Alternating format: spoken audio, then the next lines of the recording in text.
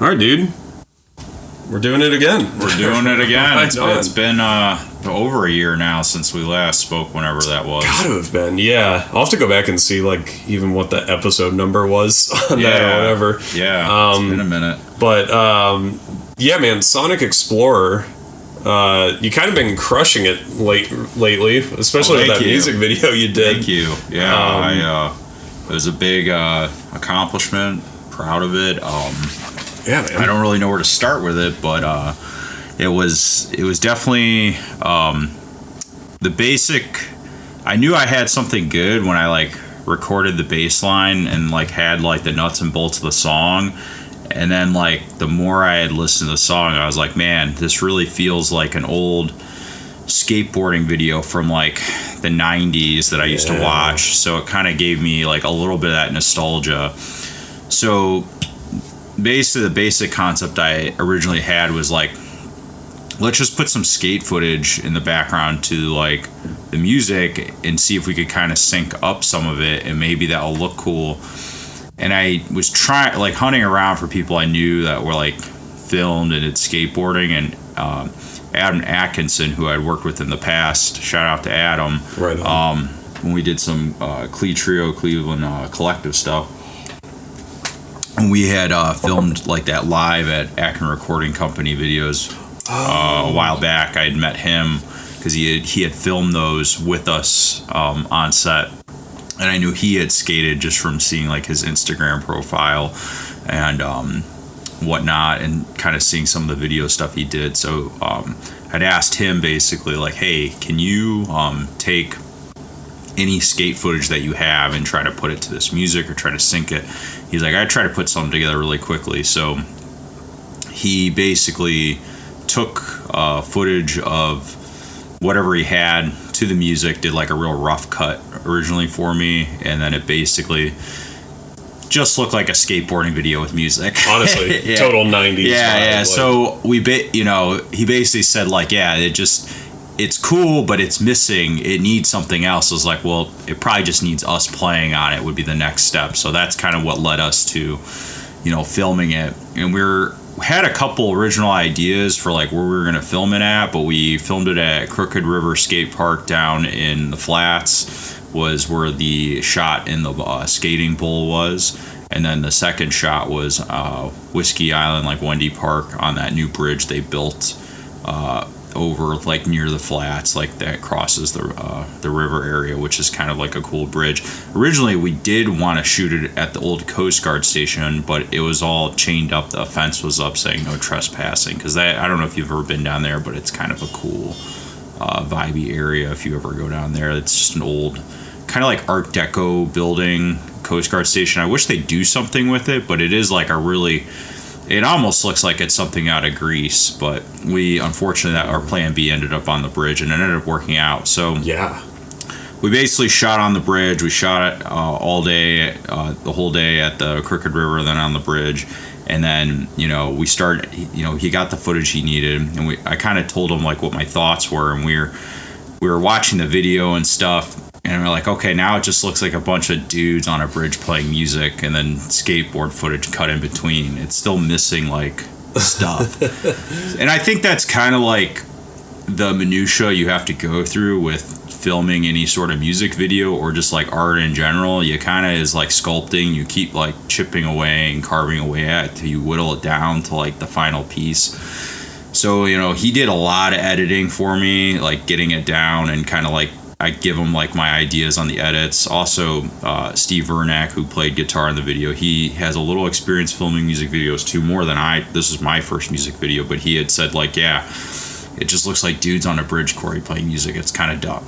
Like it's missing stuff. Like it's a bunch of dudes on a bridge. So he had said like it needs to feel like an LSD trip. Like on a fall day and like at skating. And so I was like, well, how do we like do that? Like how do we get like some colors and stuff? So then I had thought like, well, I have this video synthesizer, which we'll get to with the projector at some point here in the podcast, but it's called the Sleepy Circuits video synth. And then I said, why don't you try feeding the video footage into that and using some like glitches, but use it more subtly. So he started throwing that in, and I think that's when we started to had like an aha moment. We're like, okay, now it's starting to feel more like more of a fuller concept and come together, because he had that really cool filter on it, which kind of made it feel like a 90s skateboarding, like almost Beastie Boys like music video, VHS quality kind of. And he filmed it on an old I believe old like 90s early 2000s camcorder on tape, like actual analog video tape. So that was I didn't realize that. I just assumed it was like filters. So it already had like that nostalgic quality to it that gave it that vibe, no pun intended, that gave it that aesthetic. And I think that certainly helped. But then when you added the glitch stuff, I was like, man, we have like a really cool, concept here. And then he went and edited it further, ran it through it a couple times, then took like, I think the best clips of it and then kind of edited it together to get the final product. So that's kind of how the whole thing came about. So it was actually a lot more fun. I was kind of stressed out, to be 100% honest, with the whole process of it, because I've never done a music video before, and just trying to corral people, having people in the right places, and just making sure everything went to plan. But it was actually went pretty smoothly. I mean, Adam walked me through the whole process, and he was really good. So I highly recommend Adam if anybody needs somebody to film a music video or anything. Guy really knows what he's doing in terms of filming and editing the whole process of it all, and he's really chill, doesn't get stressed out. He definitely very professional, knows what he's doing. So thank you, Adam, for helping me with the video. Just wanted to no, that's a good plug. I've shot a couple music videos, and what I'd say is when you're with the right people who have a good vibe, and they if everyone's treating it like, this is an art project and it's fun and we're hanging out, I love it. If you get too serious about it, in my opinion, that's when you suck all the fun out of it, and then it just becomes editing and sequencing and whatever. And it's like, I think it's cool because it turned out really well, but it's still it doesn't, I don't know, it seems like you had a lot of fun making it. And I think that's hard to fake if you aren't enjoying yourself. You want to see it on your faces. Well, it's we're having a good time. And I think too, the big thing, it is a little bit of a art experiment, because I didn't really have the full concept for the music video. I just had like I said, the skate video idea, and then we kind of came to the conclusion we need something else, and then of us playing, and then we need that kind of spliced in, and then the video synth. And then Adam had good ideas, and Steve had good ideas. Adam had the idea to film in the car, and he's like bring all your instruments in the car, and I'll just do these really weird close fisheye lens shots. He's like, let's use the fisheye lens because that's a total 90s thing with the camera shots, and let's get these really super close-up shots of you guys. And he's like, don't smile, just be really stoic and bob your head, because it will give it even weirder thing to flip it on its head. So I think the coolest thing about it is I had a general idea what I wanted, but I wasn't really sure how it was going to turn out. But other people brought his own kind of creative touch to it too, where he's like, let's just try this and see what sticks, just throw darts at the board. And I think that's the cool thing about it with filming a music video is nowadays it's more accessible to shoot a video, and it can be done very cheaply.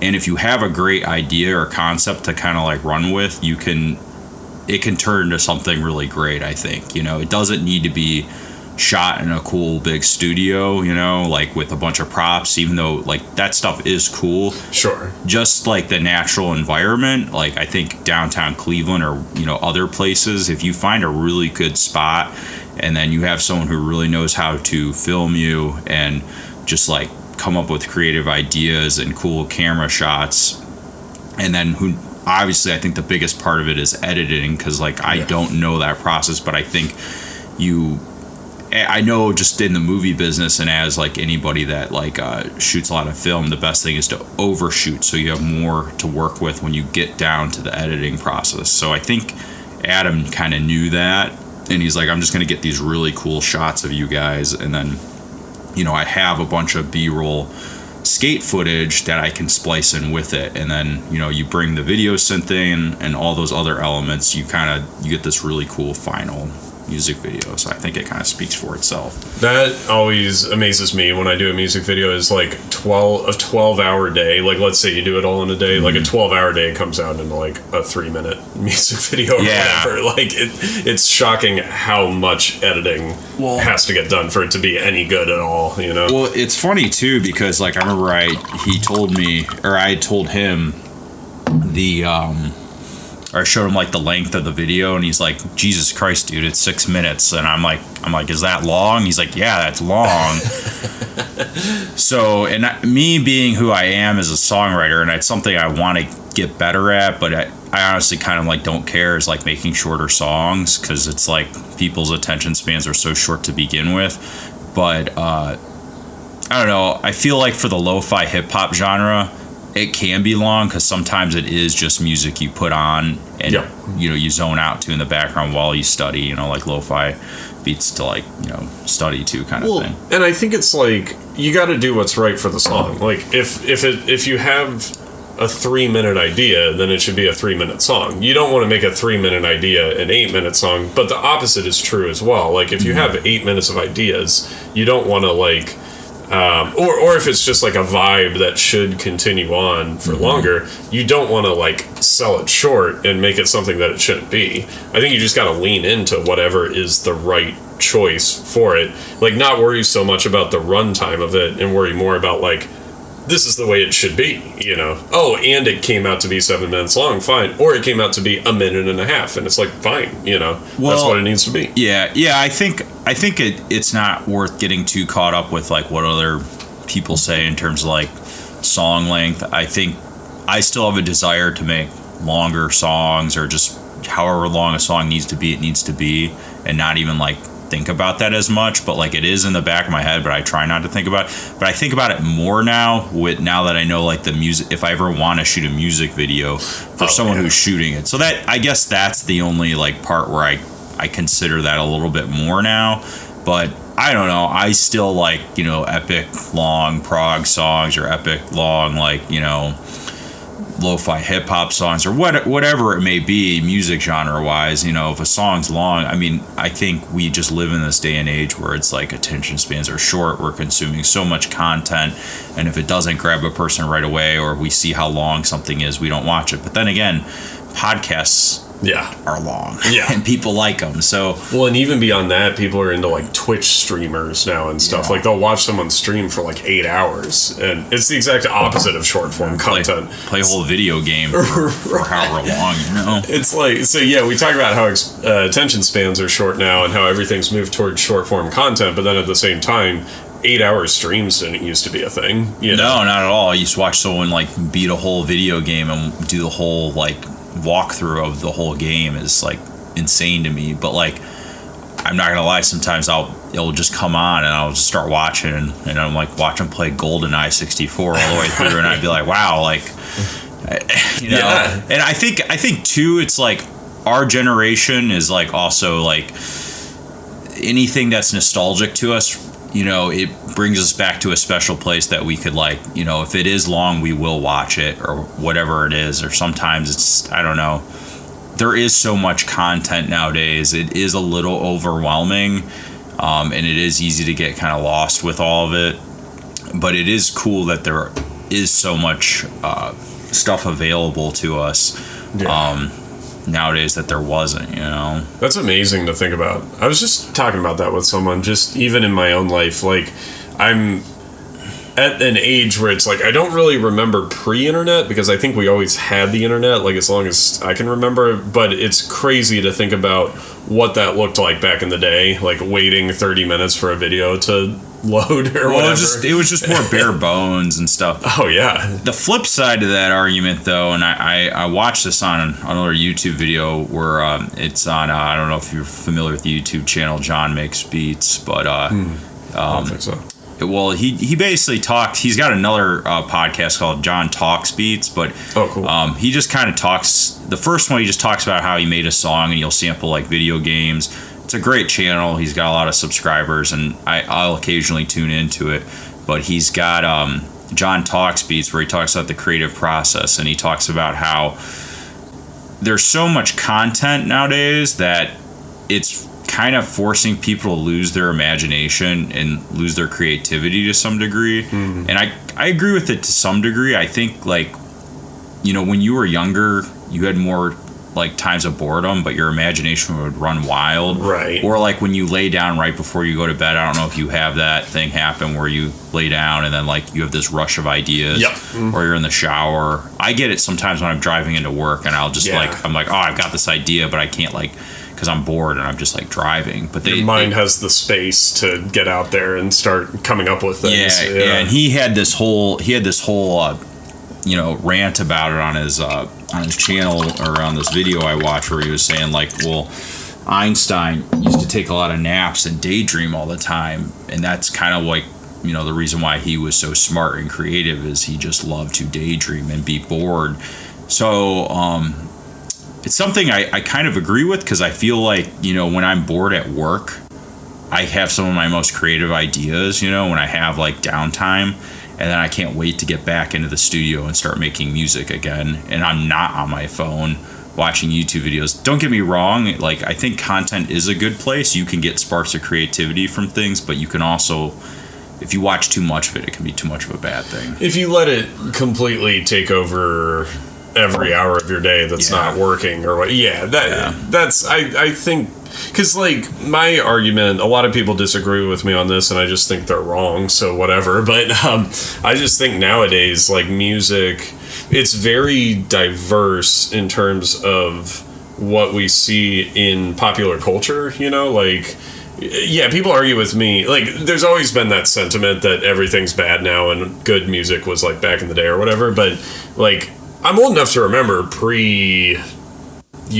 whatever, and it's like, people don't remember what pop music was like 20 or 30 years ago. Like, it was very samey for the most part. Like, in any given year, it's like a lot of it would sound the same, and you couldn't escape it. It was just like everywhere. Whereas nowadays, people are into all this like weird stuff that people. Well, there's all these other subgenres that didn't really exist back then. Right. You know? You needed to pay or know somebody to get studio time to record stuff. But I think there's almost too much music nowadays. There's a plethora of it. It's like, considering the amount of hours that you have while you're like alive and awake to listen to music, it's functionally endless. Like, you can't listen to all the music that's out there. You can't even come close. And that is overwhelming, but at the same time, it's a really good thing for the consumer because there's all this art. Whereas 20 years ago, you just didn't have that level of choice. Like, you could go and browse CDs at the record store, and yeah, there were a lot of CDs, but it's like, yeah, but that's all getting funneled through record labels and whatever, so you still end up with, you know, 2 color palettes instead of what we have now, which is like this crazy rainbow that's like flashing in your brain or whatever. And so, yeah, it's like, you do need to curate it to some extent, but when people talk about how like there's no good music, it's just like, well, but everyone's doing everything now. Like, whatever you're into exists out there. What I think it is, though, is I think for the average Joe or the average person, like average music listener, it's they grew up in the day and age where, like, you know, there weren't music videos, or maybe there was like music videos in the early days of MTV, or you just go to the record shop, you get the record, and you didn't necessarily know what the band looked like. So, like, there was a little bit more mystique to, like, what Pink Floyd or, like, what this band was. And people would put on a whole record. You couldn't skip it. You'd have to listen to the whole thing through. And they kind of grew up more in the day and age where they'd have to, like, wait for the time slot for that music video to come on and watch it, you know, versus nowadays you just go to YouTube, plug it in, watch it, consume it. Yeah. And I think for the average music listener, they're not willing to, you know, I feel like, you know, I hate to say like it's older people, but I feel like it is a little bit of that. there aren't record labels pushing stuff. There isn't MTV pushing stuff anymore. It's yourself, who the consumer who has to go out and find it more. So and there is a lot of great music to be had. There's tons of it. I think there's just so much that there's no way you could listen to all of it. And it's also, I think, too, there's the Spotify and the streaming playlist, which you can it's hard to kind of sift through a lot of that and find what you like. I mean, you can find good things on there, but I think if you're looking for something very specific, you can find it. You can definitely find it, but it's just the average music listener, I don't think, is going to do that. You're right. If there's anything that makes me feel like misanthropic, it's that. And don't get me wrong, I'm this way about other things that aren't music, but like, yeah, the average person doesn't try very hard to like expand their horizons or whatever. You brought up playlists. Playlists are actually a good example of that. Like, it is a good way to discover music that you've never heard before, but playlists tend to be formulated around one particular sound. So you're kind of just listening to the same sound over and over, even though it's different people making that sound. And that is, like, it can be a good thing. It's just, I think a lot of people, including myself, get caught in a rut of just like listening to the same type of thing over and over. Well, yeah, I mean, we're just creatures of habit, though, as human beings, we have, like, certain things. I mean, they say, like, the average person develops their music taste, like, I forget what it is. But it's like college years, basically. I heard it was, like, even younger. It was, like, eighth grade. Like, no kidding. Yeah. Wow. That is so not true for me. I don't think it's true for me either, but I think we're a very small percentage of the average music listener. That's also true. Being musicians too. I think there's always more lust for us to like find new sounds. And I can even remember when I was just like really young as a guitar player, and I just like rock and roll and classic rock, and I was not like open-minded to like synthesizers or like other sounds.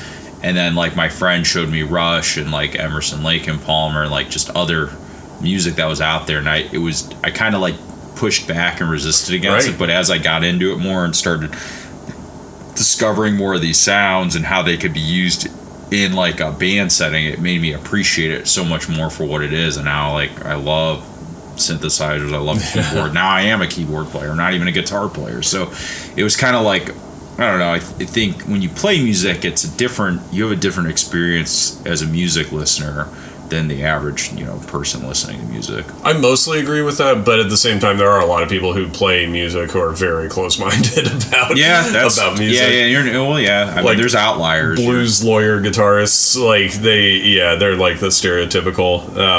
And like I came up in like the prog sphere, so the bands that you were just mentioning, and like prog people can be pretty insufferable when it comes to like popular music. Well, I even think like the metal community can be like pretty cliquey, like when it comes to it's a great music community, but I think they can be like, it's metal or it sucks. It's so insular a lot of the time, and so someone will do something different, like the Japanese band Baby Metal.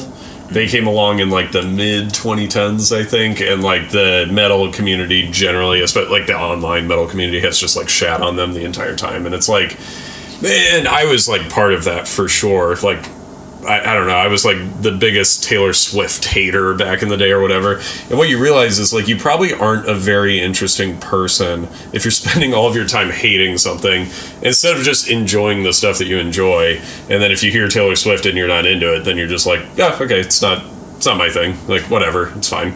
Well, if you're actively like taking time out of your day to hate something, it's like you're probably a boring person. I think people put too much energy into like, disliking certain music genres, and I think it's like, if you don't listen to it, you don't have to listen to it. There's so much more out there. And I get why, like, Taylor Swift is popular, because I mean it sells to a very large population of younger girls that support that, and good for her. I mean, I think Taylor Swift's a very talented singer. I mean, it's not that I like love her music or anything. I also think she's a very savvy businesswoman too. No question. For what she does.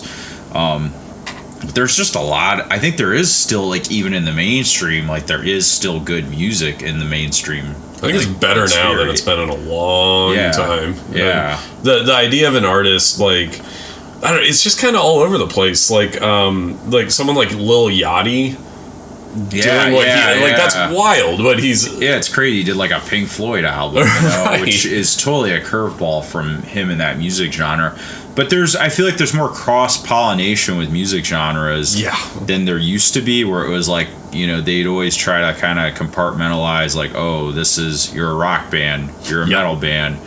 And I feel like now, there's a little bit less of that. I mean, people still will put people into, genres and try to pigeonhole them, I guess, to some degree. But it is always so refreshing when you see an artist just do something totally different and come out of left field with something different, and I don't know. I mean, I think like a lot, like there are musicians out there, like you're saying, like the blues guitarist or lawyer, whatever. This image I have in my head is like, it's like that's the type of person that I, as like a musician or like, I guess music fan, that like has a very like limited scope to understanding what like the bigger picture. The only real music is BB King, and it's like, dude, all your heroes are dead. Like, you got to move on sometime. Like, and that was great for its time. It was great music. No denying it. It's not that, because I'm into a lot of older music. Like, you see this with like classical music people too, where it's like there's nothing wrong with liking classical music. Mm-hmm. Like, I remember the first time I heard Bach's the St. Matthew Passion. It's like incredible music that I had never heard before. And I was like, oh my God, it came out in the 1600s or whatever. That's amazing. It's just like, if you can't move on beyond that, like if you're stuck in that, like you can always enjoy that. But the idea that you can only ever like one type of music, and that happens to be whatever, neoclassical, 1700s, whatever. It's like, come on, like, you're probably being closed-minded. Like, there's probably other interesting music out there. Well, and I can say that generally about anyone who finds themselves only listening to one style. It's like, there's got to be something else that you're going to enjoy, Yeah, and I think it's hard for people to kind of open up their mind to certain things, if they're, I don't want to say closed-minded, but just like, I think you can.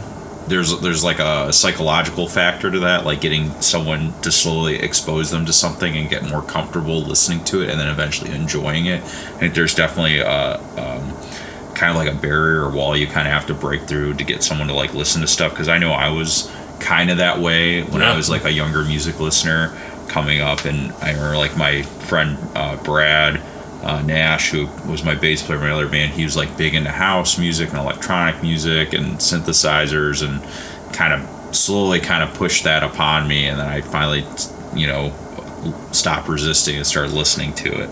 So I don't know, he had like a good ethos and way of kind of like showing me it, because I think he kind of slowly pushed that music on me, and then I eventually grew to like it more, So.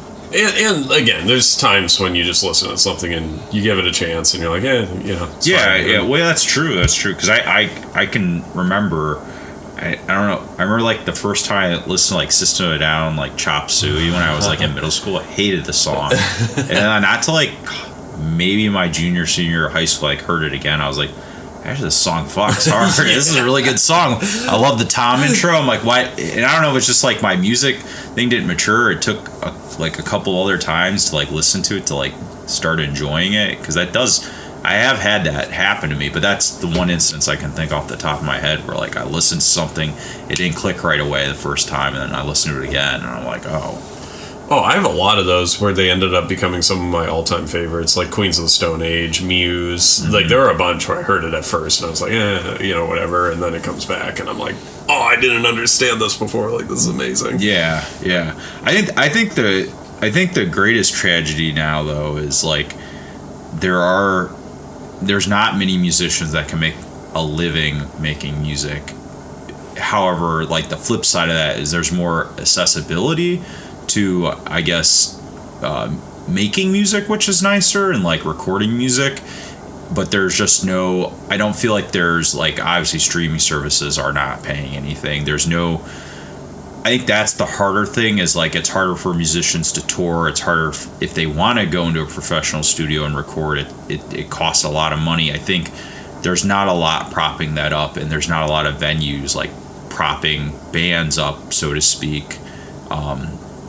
So I think that needs to evolve and change, where, you know, there's something supporting that more, you know, because you look at like South Korea with K-pop, it's like the biggest thing. But I guess I was talking to someone I knew from South Korea, and she was telling me that like they actually do buy the records there. They do buy all that. So it does, you know, there is support there, versus in America, you know, there is probably a very small percentage of people buying like records, or, you know, buying people's songs and downloading it, you know, and I don't really think, you know, that's, you know, streaming or like buying stuff is necessarily going to support that. But I just wish there was something else propping it up, because I think we're going to look back years down the road where there was like bands in, you know, the 90s, 2000s that were touring and making like tons of money. We're like gonna laugh at that, like that was like the dinosaur age when that existed.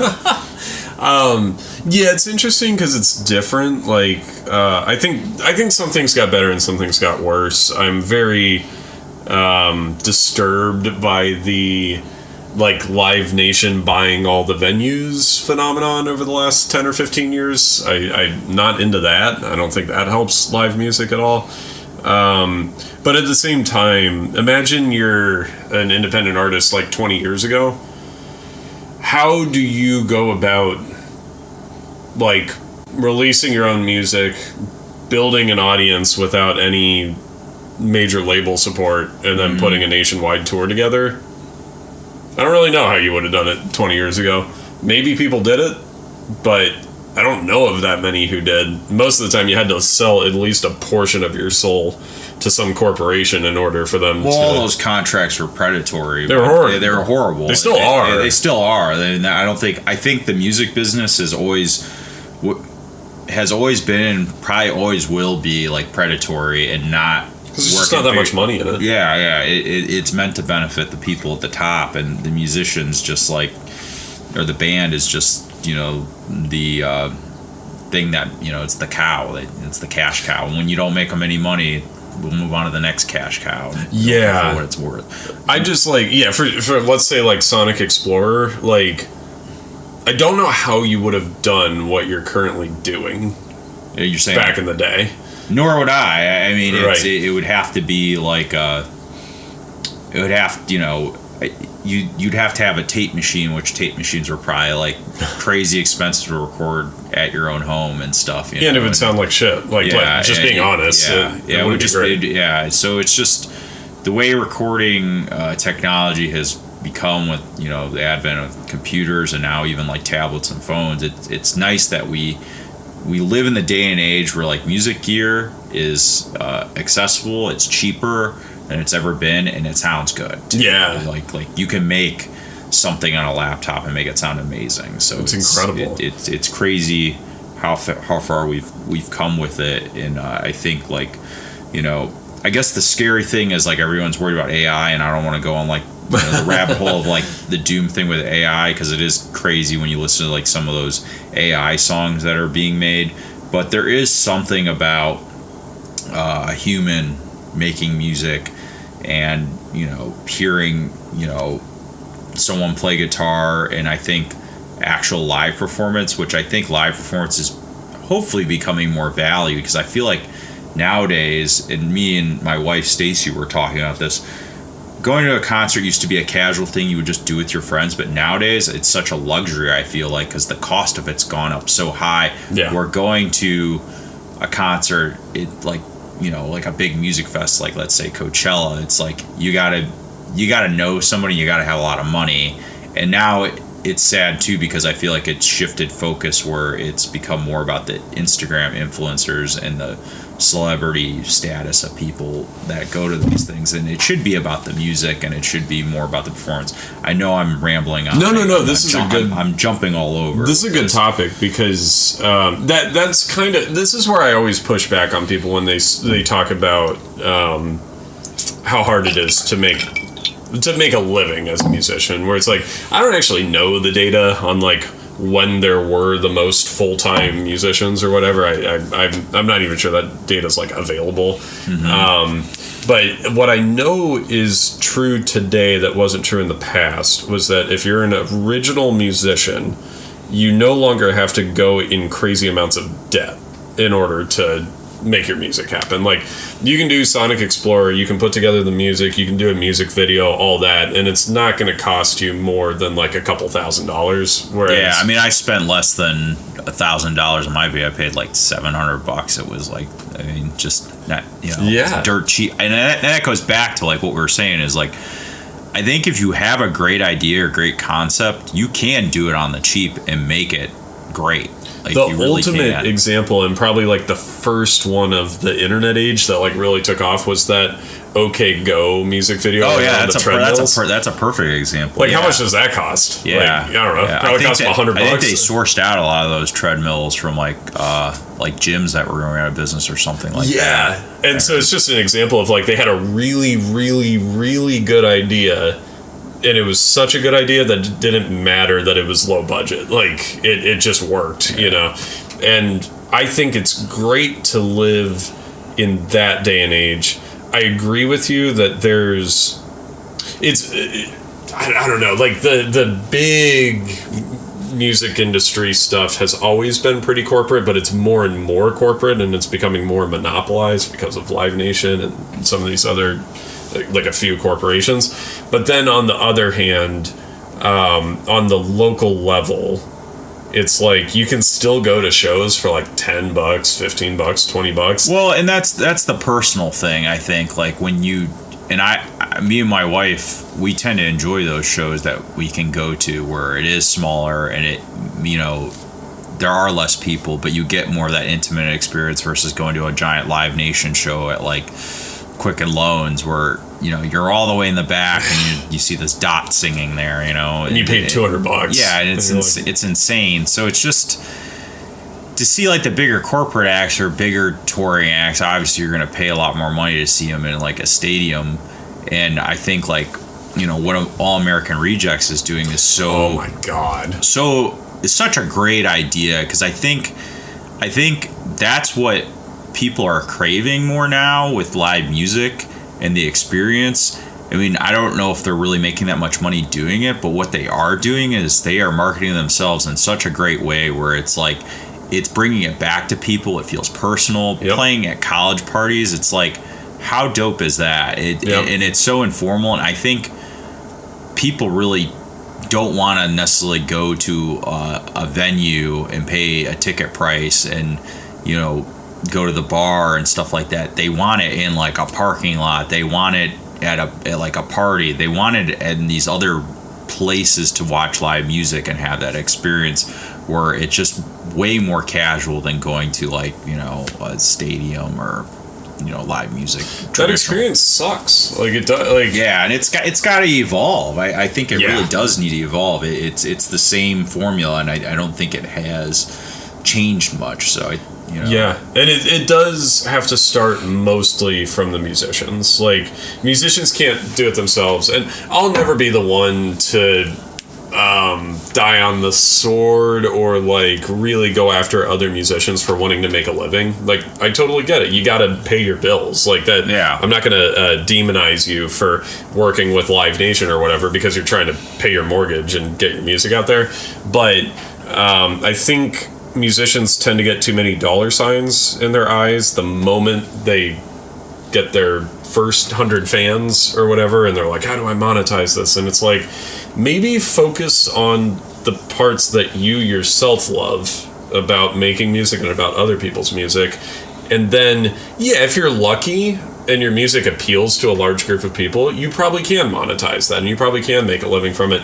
It's not going to happen for most musicians, and it sort of never did. Back in the day, it wasn't like, someone, again, like the conversation we're having, it's not like someone was making music in their basement randomly for 2 hours a week and then that turned into like a full-time job. That's never been true, And so I would encourage people, just do it the way you love it, and then like you said, stop focusing on the music industry. Stop focusing on how do I get Live Nation to notice me and put me on this tour package. Like, just make the scene yourself. Like, All American Rejects are doing it right now, and it's immensely successful for them because so many people love their music. You know, it just appeals to a ton of people. There is some marketing behind that, sure, but they just wrote really good songs, and they're proving that you can go and play those in backyards and have it be a roaring success. You know, are they making as much money as if they went on a tour with 2,000 cap venues or whatever? Of course not, with $5 tickets. But they also aren't having to deal with merch cuts. They aren't dealing with promoters, all that bullshit. Like, it's all community based. So the amount of money that they're making from doing it this way, not knowing those guys personally at all, it's probably pretty surprising how much closer those numbers actually are, you know? Well, the great thing is, like, music is becoming so much more DIY with everything nowadays, and now you can even see that DIY attitude because of how much streaming and Napster and all that has changed the shape of the music era we're living in, and just like live like bands and stuff that were a little bit before that time or were making a lot of money, or I don't want to say making a lot of money, but were before that time. How much the DIY thing hits close to home with the bigger acts like All American Rejects, and how much they've had to change their marketing attitude. But they're smart. I mean, I think they're smart in the fact that, like, we have old fans that crave these nostalgic songs, and they get to relive their life, and then they gain new fans that are like, who is this? And they discover their back catalog. And even like Jack White kind of did that last summer, where he was playing smaller clubs and arenas, because I think he understands that sometimes it's more important to go out and play smaller places so those fans can get that intimate experience versus playing at like the Wolstein Center at Cleveland State or something like that. Yeah, and again, nothing against any particular venue. Like, I get it. It's a business. They're making money, but it's not the only option. And as we're seeing it more and more feel like there's only one option, because again, we've got like a couple corporations buying all of these like 2,000 cap venues. There is this other option that's always existed, which is the DIY scene, and I'm very passionate about it because I've seen it firsthand with Mud Whale, where it's like the power of a scene coming together and really like lifting each other up. That's so much more powerful than sitting there like really wishing that XYZ artist would book you on their tour or whatever. It's like that stuff that musicians do. It's just like kind of lazy, honestly, and it's like idyllic, whatever.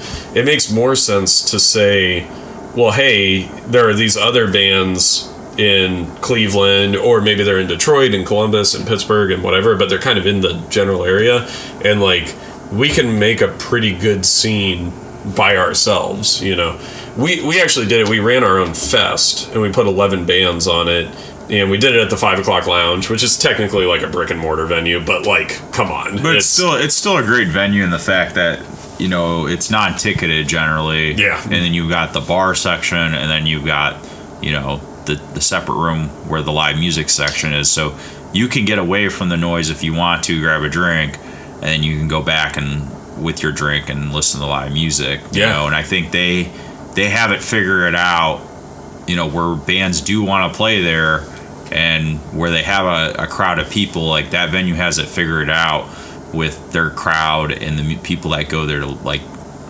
drink and listen to music or whatnot. Yeah, it's like its own microcosm of Cleveland, and they're like working class, kind of like they get it. Beers are $4, like it's very like unpretentious, and it ended up being a huge success because it turns out that like people just want to go see live music, like you're saying. Like, they don't want to be in the very back of a stadium listening to like bad sound and what, like they want to be in a more intimate thing, and so it was kind of proof of concept for us of like, why don't we stop trying so hard to beg other people to give us an opportunity and then just create the opportunity. And it's like, I'm not arguing that it's the next Coachella or whatever, like it's not even close, but it is an alternative to that. But it goes back to the DIY thing. You guys are making it happen yourselves. It's a DIY festival, and I think that's a great idea to do that, because it's like, like you said, you create your own opportunity, and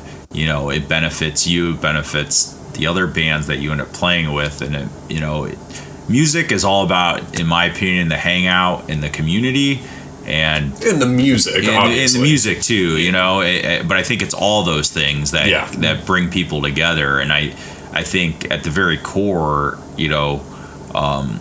that's kind of what it's getting back to, I guess, more so than ever with like All American Rejects and what Mud Whale's doing. And, I think we want to see more of that and less of like the corporate side of like whether it's like Coachella and Instagram influencers.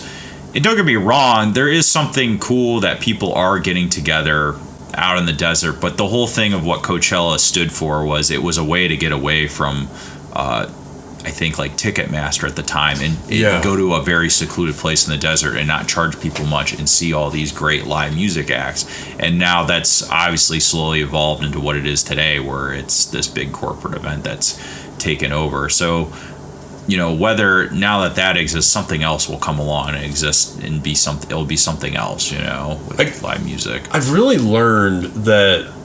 Yeah, the more that you play the game of the music industry, whatever, big label, whatever, it's like, for me personally, the less I want to participate in that game at all, Well, like, we were kind of talking a little bit earlier, I think the whole music promotion can be it's a necessary thing if you want to have success, but it can be a little cringy and it can be a little too like egotistical, and I definitely agree with that. Go listen to my album. It's Just Vibe. Song's out now, but anyway. But it's like, I think everyone thinks promotion is doing a TikTok dance or whatever, and it's like, promotion is literally just doing something that will put more ears on your music. So like you said, All American Rejects choosing to for a band of their size to do a unique tour where they play people's backyards, DIY, all crowdsourced, whatever, that's promotion, Oh yeah, it's a very creative way to promote yourself, and it's brilliant. And I think way better than an Instagram ad is going to do anything for them, And social media is a powerful platform for sure, but I still think there is something to be said about going out, playing a college party, or go out playing live, to a smaller crowd of people or a smaller venue. That's going to make people gravitate towards you and like you more. Like, I think in Cleveland that we have like, the Taco Bell Baja Blast thing. I mean, how fucking cool is that? It's the best thing ever. And it's not even like my cup of tea, but I'm totally on board with supporting that in the music scene. Like, it's not my type of music, but I'm like all about it. I think it's the coolest fucking thing that Cleveland's getting notoriety for, and I hope that continues to like foster more of whatever that is in the Cleveland music community. Yeah, it really is just the ideas and yeah, I find that the more that you play the game per se, the less creative you're going to be, because you think that someone else already like figured it out. And it's like, yeah, none of these giant companies had the idea of Baja Blast. And it's an amazing idea, but it's like, but they'd never take a risk on it. Right. It would never come about without like, I feel like that's such a... It's got to be some dumb 20-year-old. It's like, hey, wouldn't it be funny if we played in the Taco Bell parking lot? Yeah, or we play in front of the Adult Mart. But that's so cool. I remember Dan, the guy who used to do the sound at Coda. He was saying he had kind of an innovative idea. He's like, what if we did like a Baja Blast, but we climbed up on the Steelyard Commons Walmart roof and did it up there with all the cars passing by. I'm like, you might all get arrested, but if you get a big enough crowd on the roof, that would be dope as fuck. Like, it'd be so like, that'd just be insane. It would just be wild. Well, not that these are the same thing, but it's reminiscent of when Rage Against the Machine did the music video at Wall Street, and it's like, I mean, it's a huge risk, obviously, like legally or whatever, but it's a good friggin' idea. It's a great idea, and I think it's just like, with live, whether it be anything in art, like live music, people will continue to push the envelope of what can be done, and whether it be like marketing, filming a music video, or promoting themselves, there's a lot of ways to do it, and it's just crazy that people still come up with, a new way to do it with you think everything's been done. So, and I think like it just kind of gets back to what we were talking about, is music promotion and just music in general as an art form is just becoming more and more DIY, more accessible to the average person.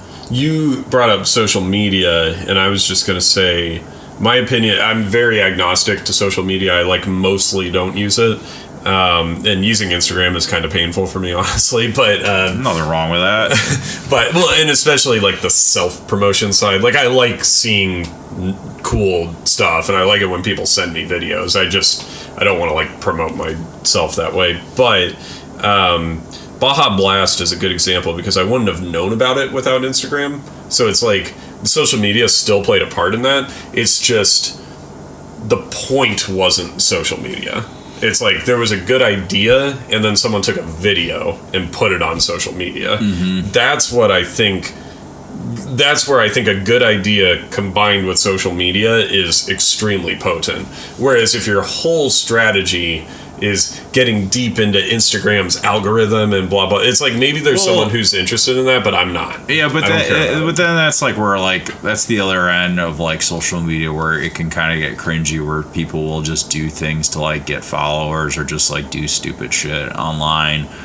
And those people are going to exist, I think, no matter where you go. And I think social media, it's a good and bad thing. Too much of anything's a bad thing. I'm willing to call it an overall negative, just because of the mental health effects that I think that's it. I mean, I think the world would be a better place to some degree or another if we had our phone shut off for a week. Right. Just reset all the dopamine receptors in our brain that go off, because it is such a, the way the algorithm works, it rewires your brain, your thinking, and I think it definitely, I mean, we're seeing it play out as a giant science experiment. It's negatively impacting people, but we're more aware of things more than ever. We see more things, but it's like another propaganda machine, really, when you think about it. It's really just a tool that exists, because we've been talking this whole time about music and stuff that we probably wouldn't have discovered without social media. And this is a really weird example, but I remember I was watching Chernobyl, the HBO miniseries. And great series. Oh, it was incredible. They're showing how the Soviet Union initially tried to cover up that the meltdown happened, but then they picked up radiation in Germany or whatever. But when I was sitting there watching it, I was thinking you could never cover it up today, because there would be a million people with cell phone videos who are hey, check that, and it's that would just, and the modern day equivalent of that's potent for me is when COVID was at its peak, and the Chinese government was locking people in their houses. They were nailing them into their houses, and it's we have video of it in a country that tends to be fairly oppressive when it comes to information. And so it's I view that as a great thing. We're more globally aware.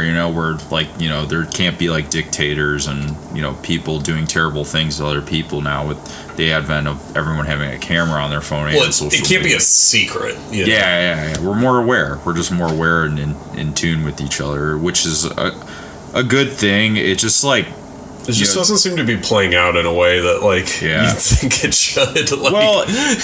And you look at too, I remember when MySpace first started, or even when YouTube first started, and it used to be such a thing where you would just people would just post videos of whatever they were doing, and you would find it, and it was just so basic how it was set up. You just oh, I like this video kind of thing, and that person's oh, people discovered you. And now that like Google's bought YouTube and everything else, and how we progressed, it's like it's a lot harder to find those things now, with how the algorithm works or whatever. And it used to be like, it just felt like more of a Wild West thing when you'd go on YouTube and like search something, or like music wise or whatever it may be.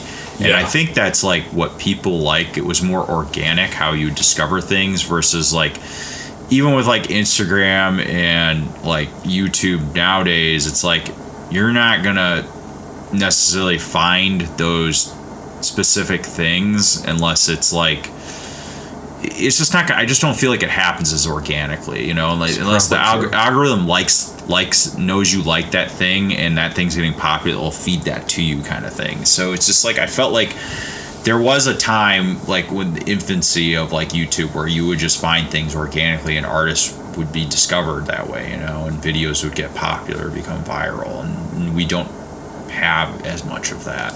Probably not as much. But then it's hard to say, because there are just so many people using it now that you don't have to go as viral, Mm-hmm. Like, the most popular YouTube video for a long time was like Evolution of Dance, Mm-hmm. And, I mean, incredible. But it had like 80 million views and then 100 million views. Like, 100 million views now, like, obviously it's a lot, but at that time, but nowadays it's like, that's really nothing. Yeah, like it would still be a big video, but it wouldn't be like taking over the internet big. It would just be like, it's a pretty big video, And but then there's this like 1,000 true fans theory that basically says you don't have to worry about being super popular. You just have to find the people who like what you're doing, and then really focus on them. And I think that's what the savvy folks do. Like, they're not trying to make the next Lil Nas X music video that just goes like crazy viral.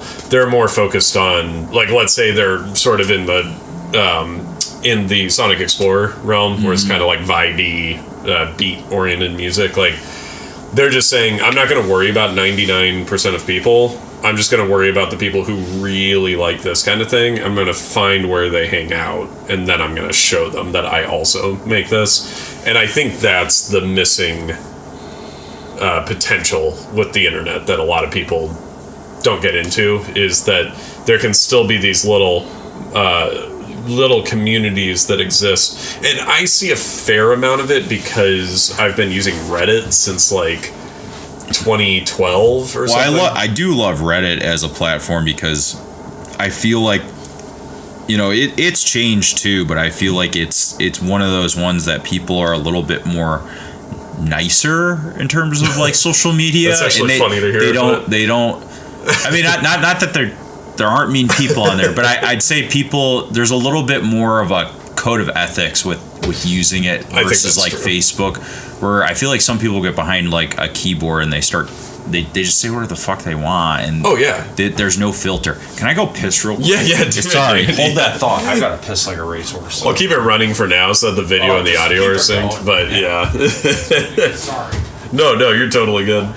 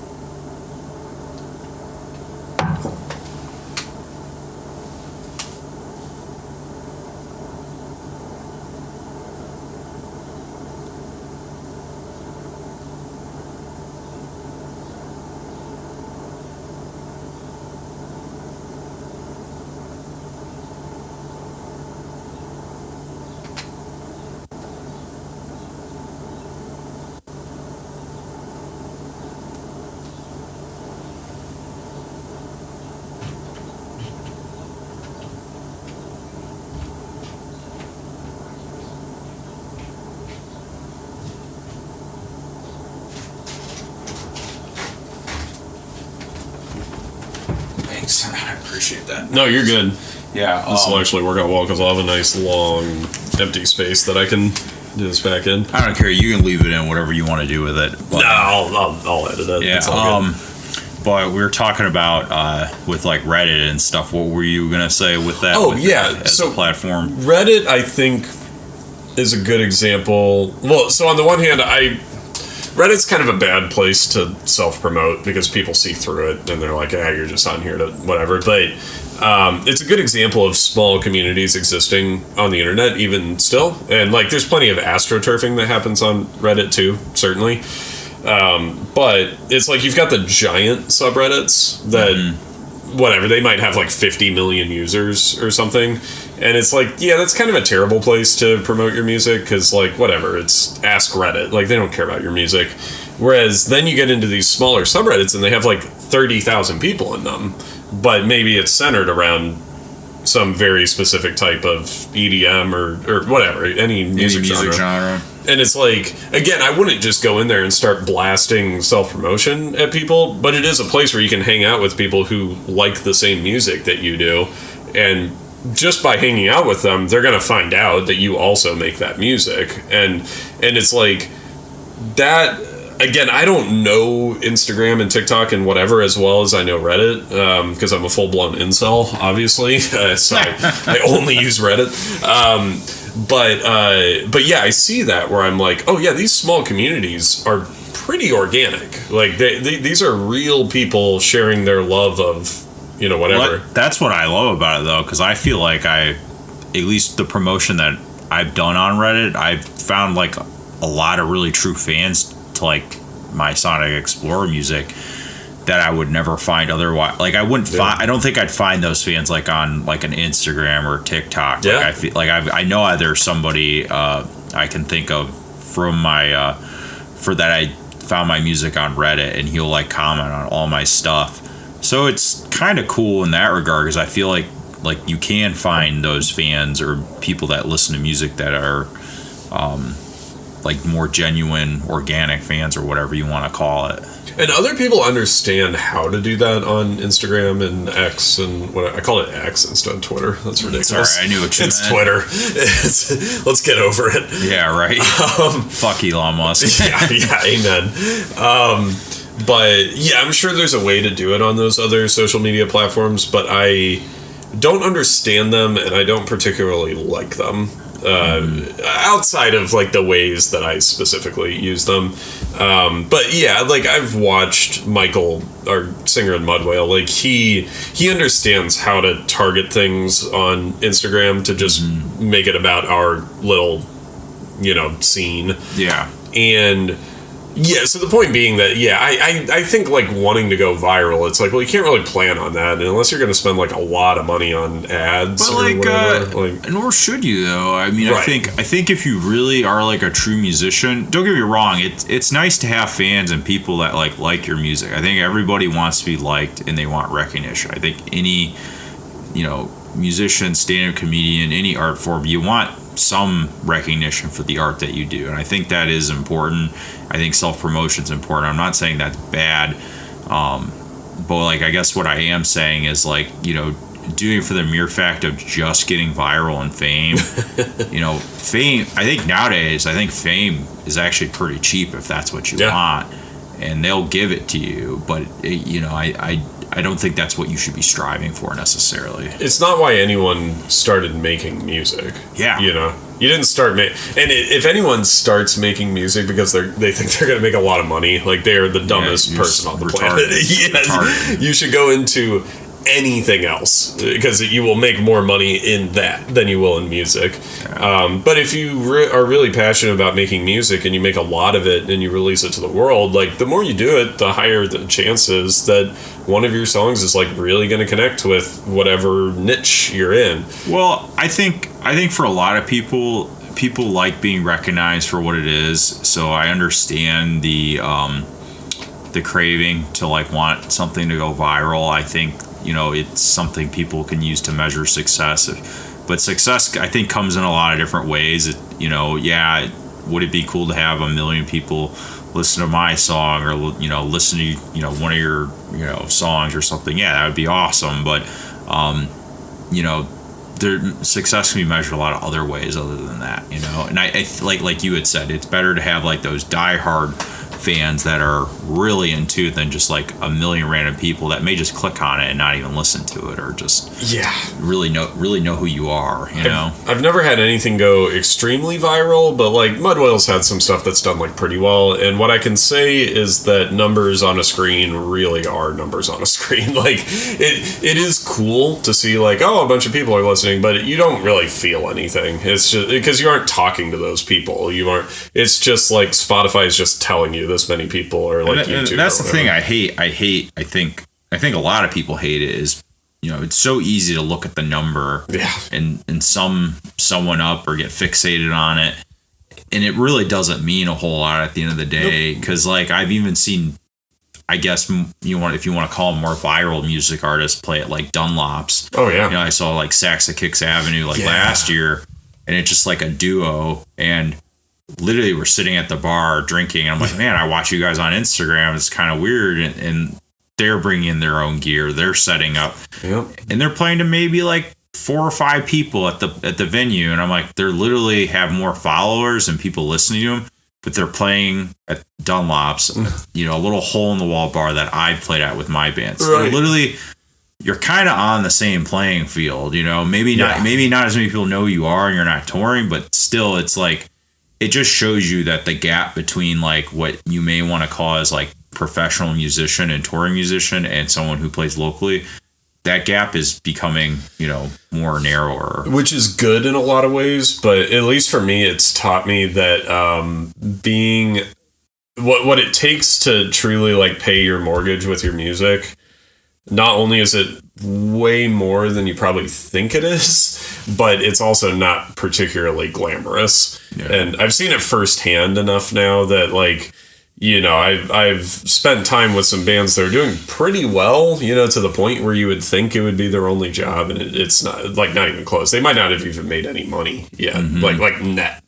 And yeah, so you just realize that's a really bad motivation for making music in general. Like, there is a way to monetize it and go full time with it, but you're going to have to hustle way harder than if you just have a sort of normal job and then treat music as like, I'm going to do the parts that I love doing.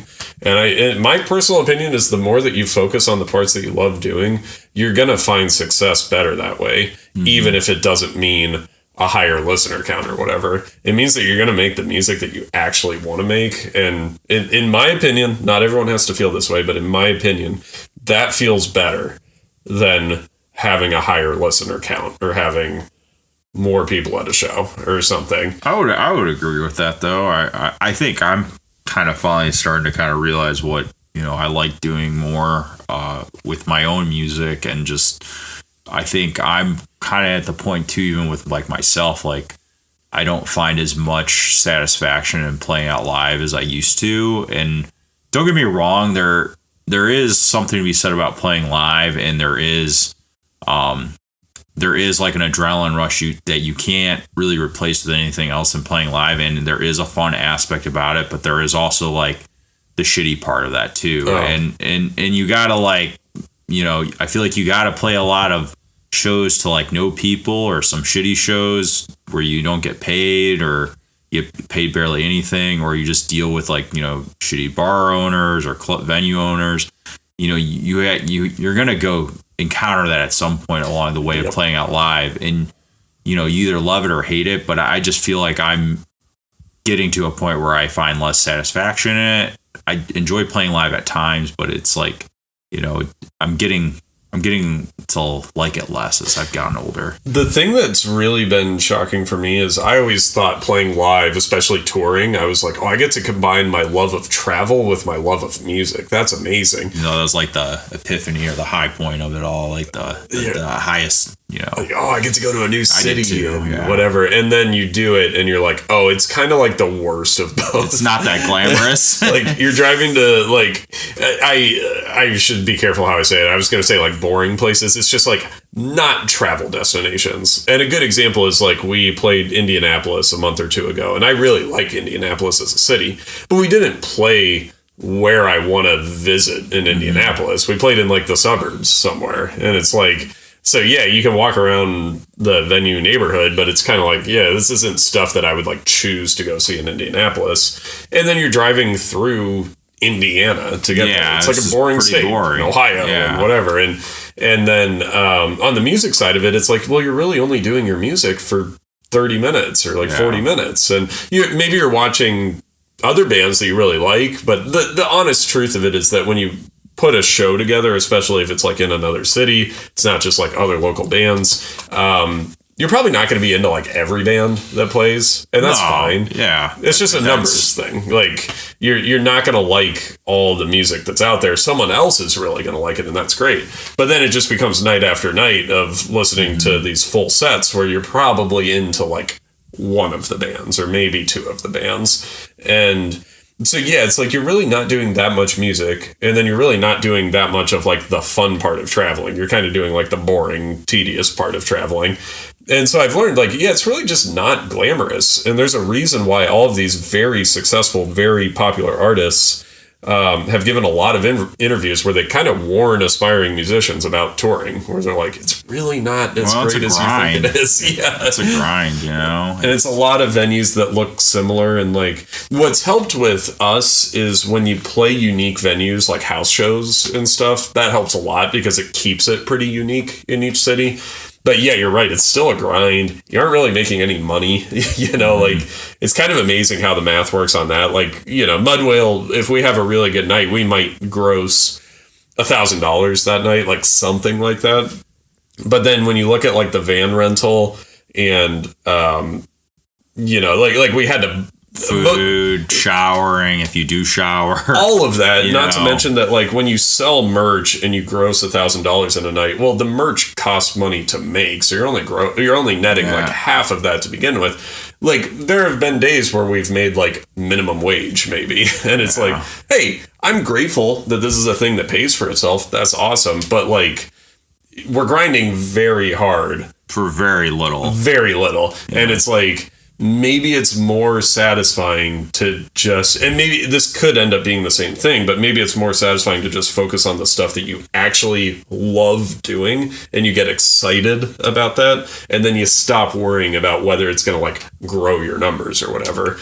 Because my personal feeling is the more you focus on the things that you love doing, you're just going to get better and better at those things. And then ironically, you actually do have a pretty good shot of growing your numbers, in the sense that maybe you write a song that is just really special, or you get better and better at playing live, or like whatever it is that you love. But I'd rather focus on that than being hyper focused on growth in and of itself. Because again, coming from me, who has never had millions of streams or whatever, but has seen the numbers grow exponentially, it's like, it really doesn't make you feel the way that you think it's going to make you feel. I promise that. Well, do you think, you know, this question for you, I guess, is just, do you feel like with Mudwell, where you guys are kind of standing right now currently, that you're a little bit on like a precipice of like, you know, we've got some success, we've got a taste of like, you know,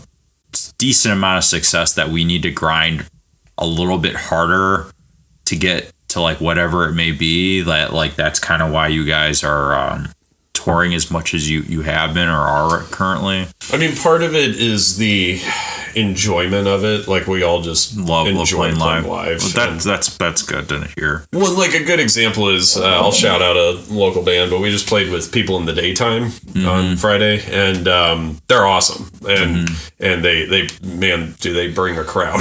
Like, that was crazy.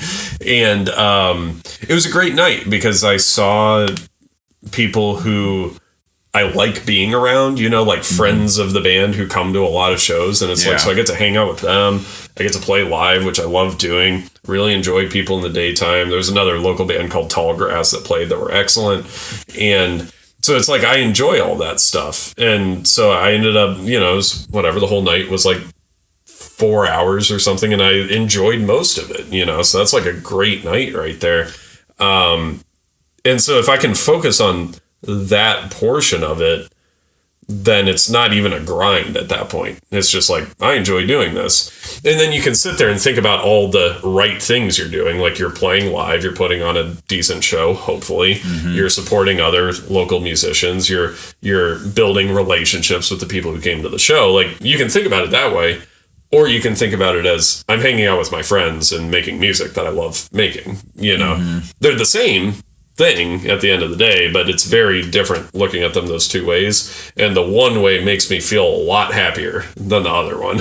If I focus on it being a grind, then it's like, well, I don't know. When you look, some people look at, you know, the whole music thing a little bit too much as a business, and then they lose sight of why they did it in the first place. You know, and it's like, again, if you want to make money, if that's your goal, you should be the one selling the alcohol at the music venue. You shouldn't be the one making the music, you know? Yeah. The alcohol makes a lot more money than the music does. Yeah. Making the money. Sure. Again, if I were giving advice to a 20-year-old, I would say, like, unless you're going to start giving guitar lessons or... well, you have to have some side hustle. I think that's just a matter of fact, you know? Unless you get very, very lucky, or if you're willing to play, like, 200 shows a year or something, you probably can make a living from that, even if you don't have a ton of fans or whatever. But yeah, you're going to grind so hard. And it's like, yeah, just do it because you love it, which is the whole reason you picked up a guitar in the first place. You know? Yeah, if you love playing live or you love, you know, making music, just do that. Do what you love, you know, kind of thing. And if you feel it becoming a chore, you and I have talked about this a lot. If you feel it becoming a chore, I think there's no issue with backing off of it a fair amount and then sort of letting that urge to do it again come back. And it's like, oh, yeah, I actually want to be doing this, because it helps you reevaluate. Like, yeah, it was feeling like a chore because I was doing this, this, and this. I took those things out, and now all of a sudden I want to make music again. You know, maybe I just need to not do those things, even though someone on YouTube is telling me I need to do it's like, well, I'm probably not going to be a full-time musician. So, you know, it's like, why don't I just do the things where it's like I'm at work and I'm feeling anxious because it's like all I want to do is go home and record this thing or hang out with these people and jam with them. And that's the best part, that feeling of like, all I want to be doing right now is recording that part that's in my head. Like, that's incredible. Like, driving across Kansas or whatever, not that incredible. Sorry. Yeah, well, sorry to spoil it for everyone. Driving and traveling, that takes a special human being who like really loves doing it. Because I've just noticed as I've gotten older, my tolerance for driving long distances is becoming less and less, and I just hate the whole experience of traveling. Even flying, man. Like, I can do an 8-hour flight, but like, it blows. It still blows. You know, physically, the toll it takes on you. Like, after like 8 hours, I am checked out. You know, and I've done international flights, but man, it's like you need like driving too. Like, I've driven straight to Cincinnati without taking a break. Yeah, but I'm like, oh, like my back and everything is like, I'm like, oh. I don't like making that drive. There better be a really good destination in order for me to make it worth it. And then now imagine doing that 20 times over. And then, now imagine you're doing it in Live Nation venues where they all kind of look the same and whatever. It's all kind of generic. And it's like, you can understand how it becomes a grind. And the reason to take an international flight, let's say, for me is like, because, you know, friggin' Rome is at the end of it, or Paris. Well, that's, you know? that I'm just saying travel overall. It's just like, you know, as you get older, you're less, you know, doing long drives or doing a long flight. You know, it is exciting once you get to the destination, but like the gauntlet of, you know, going through airports and everything. Yeah, it's just like, and it's still crazy to me. I know this is like not a totally music related topic, but it's just like, if an airport just like did something slightly better, like made it a little bit like less uncomfortable, people would like if you had to pay just a little bit more just to make it a little less uncomfortable, people would certainly pay it. And I feel like they would just do better, like as an airline, but it just doesn't seem like anybody wants to make the situation better. I mean, I know they have like, you know, the lounge type stuff for like members and whatnot, but it just feels like no one wants to make flying and the whole experience of travel any better. It just seems like it's progressively gotten worse. I'm avoiding this political rant where I talk about how, like, you know, that's fine. In Europe, you can take a train, or you can fly, or you can do all these other things, and then in the U.S., it's like, hope you like flying or driving. Those are your options. Yeah. Well, I have a lot of my gripes with the United States, like, you know, transportation, and I hope that, you know, I would like to, maybe not in my day and age or our day and age that we'll see that, but it's just like, you know, we are so fixated on owning a car and driving everywhere, unless you live in like Chicago or New York, or, you know, LA is definitely, you need a car. It's like, no doubt about it. Oh yeah. And this will quickly become a travel episode if I keep going. we can shift gears if we don't want to jump too far down the rabbit hole of that topic of discussion. So Sonic Explorer specifically, full album on the way, right?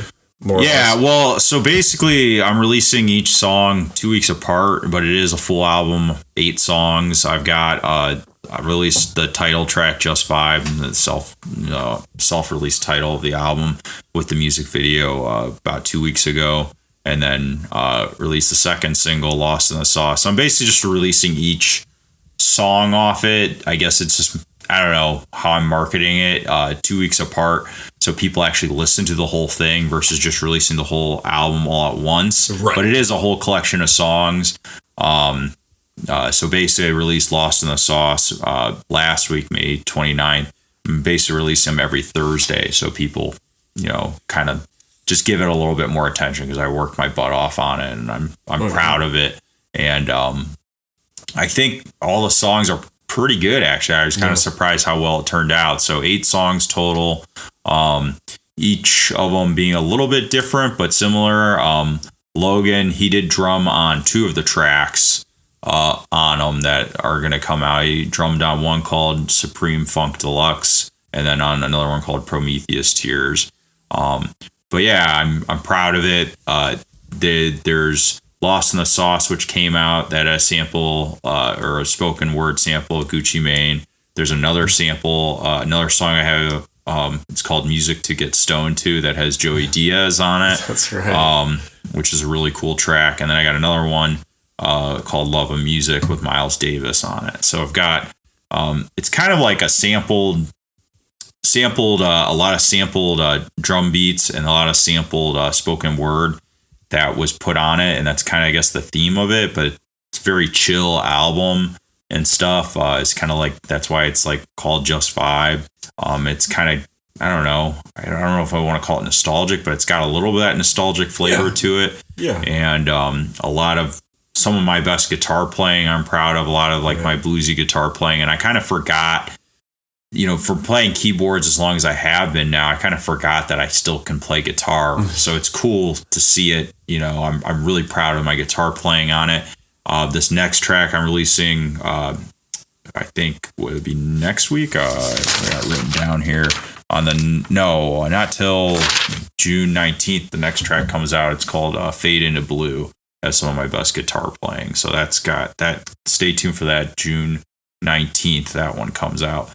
But yeah, there's a lot of good guitar playing on it, some of my best keyboard parts, and then just overall, like, the music production of it, I organically, it felt like all the tracks really came together really nicely, and they all kind of lead into another really nicely, like, kind of glued together. Not like totally like a prog rock album, but like at least the way, you know, with writing them, it felt like they all organically kind of came about, and I didn't have to put a lot of effort into it. It just kind of came naturally. So that's awesome. And sometimes it, you know, when I felt like in the past when I'd write music, you know, sometimes I'd sit down for a while and nothing would come out. And then other times, you know, you have something come out and then you'd have a bunch of random stuff here, or at least I would, and it wouldn't totally match up with everything. But I felt like it was time. It was time for me to put out a collection of music and an album. So that's why I'm releasing it as an album. Because originally when I did the first track, Just Vibe, that, you know, the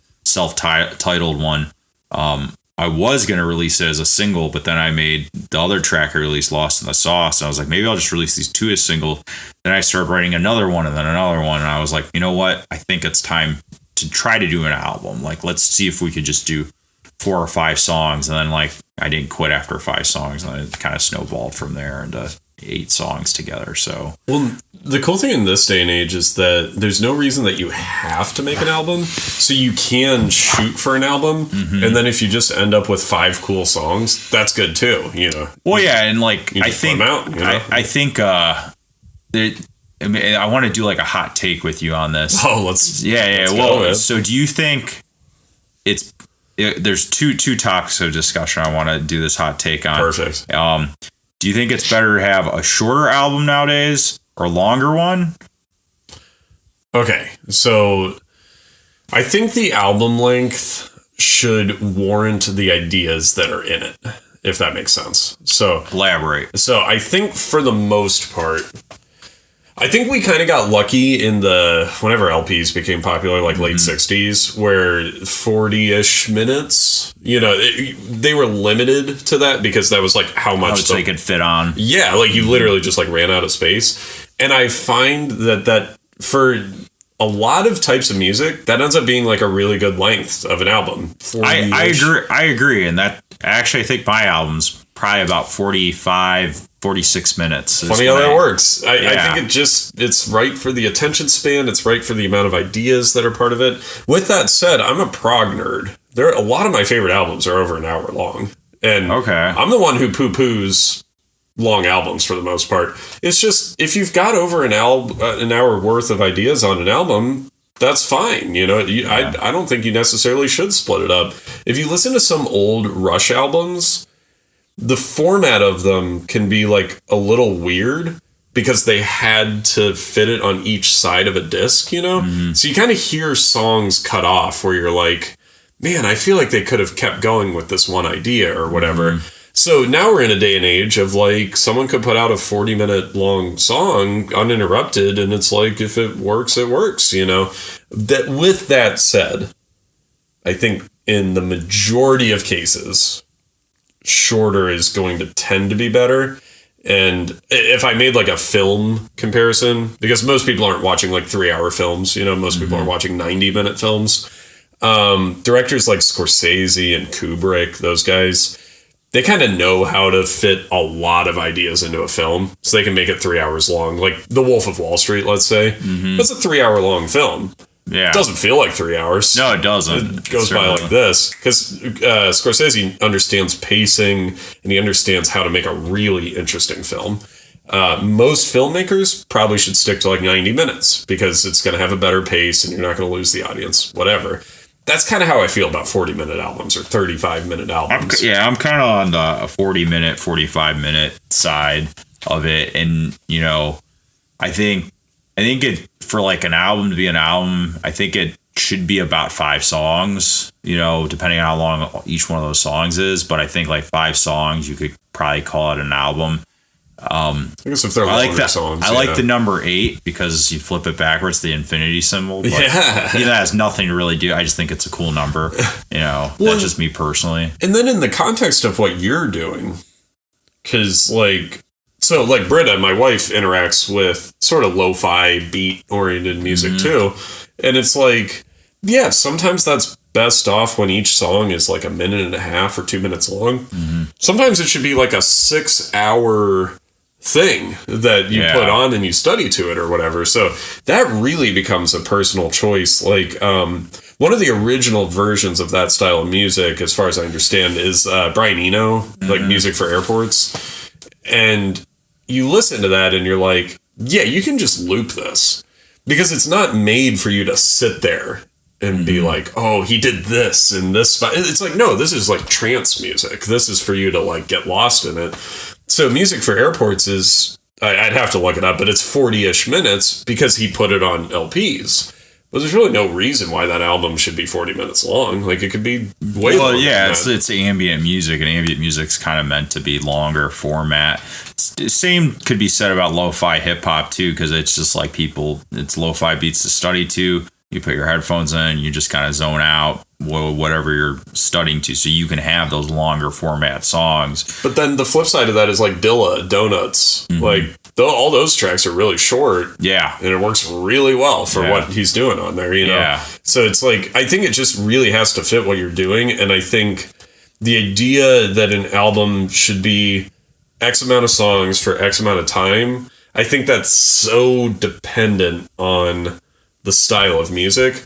But I think if you're writing songs in the traditional sense, first chorus, yeah, 35, 40 minutes seems to be pretty good. Yeah. So for your music, I don't think I've heard your full album yet, but I've heard a lot of the tracks. Yeah, I can show you the rest of them too here. It'd be wrap cool. Up. But I know I've shown you a couple tracks here and there just when I was still kind of writing and recording some parts of it. So, but like you've heard me talk about how short songs are good because it's good for the algorithm, whatever. But like I think about between CLE Collective and Sonic Explorer, like even just using CLE Collective as an example, they're all long. Well, and then like Velvet, Lava Room, and Waves, it's like 7 minutes. And they probably got the best reaction of anything. Yeah. Well, I don't like I said before. I don't think people should fixate too much on like algorithms and length. I know people do have that in the back of their head, and I said I have more in the back of my head now because if I do want to shoot a music video, I know it's harder for that editor or whoever's shooting the video to have like B-roll footage to fill in and then edit it. So I think of it more in that regard.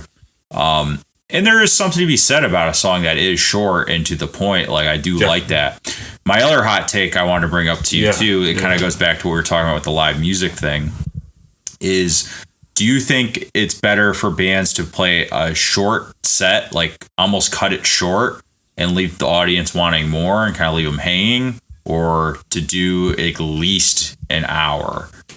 What's the context of the gig? No context. Just well, there has to be. Okay, are you playing? Let's say they just play for like 15 minutes, and they're like, okay, that's our set, and they played maybe like 3 or 4 songs. Are there other bands on the bill? I guess the reason why I bring this up is it had gotten brought up. I remember like a while back when I was like playing with Vinyl Wings, and then it kind of got brought back up again where I think Jack White did a show not too long ago where he played a really short set, and people were a little upset that he like cut it short. Yeah. But I was like, well, that was kind of the strategy of it, you know, and he's playing a smaller place and he's Jack White. He can do what he wants. Right. And I kind of respect him more for it because I'm kind of more like, hey, like, you want to see more, and maybe you're mad that he didn't play such and such song, but it's not like he's not going to play again. And I think, you know, it makes you appreciate the music more, whatever it may be. So the way that I said that, I said it on purpose because I think it depends so much on the context. Yeah. Like, so for an example, Mud Whale, we pretty much always keep our sets under 30 minutes. And part of that is because we can play 6 or 7 songs in that time. So we don't feel like we're cheaping out. Should have gave you more context. No. I think that's where it becomes interesting. Because if you just tell people play a 30-minute set, it's like, well, I got hired by a brewery to play 3 hours, and now you're telling me to play 30. Yeah. You know? Well, so and even someone else is a musician, I don't even want to listen to a band play for like a half hour or max. Like, I'm usually checked out. So I kind of like, I'm on the side of like, I think it's actually better to play shorter. And I think it's almost kind of harder to fit it all in a short set, but people are like, wow. And then they're like, they'll want more. It's kind of how I see it. That's my take on it. Now, the flip side of that argument is let's say Jack White, or I was going to use the example of like Bruce Springsteen. Mm-hmm. When he plays a show, people are going to see Bruce Springsteen, and they've been Bruce Springsteen fans for 40-something years. Totally different audience, totally different context. They are there for him, and he's got such a huge catalog, he should play for 3 hours or 4 hours. Makes sense. And he can do that. He's got enough songs to do like the Rolling Stones. Rolling Stones. Yeah, when I saw the Stones, they played like 20 songs or something. That was like a short set.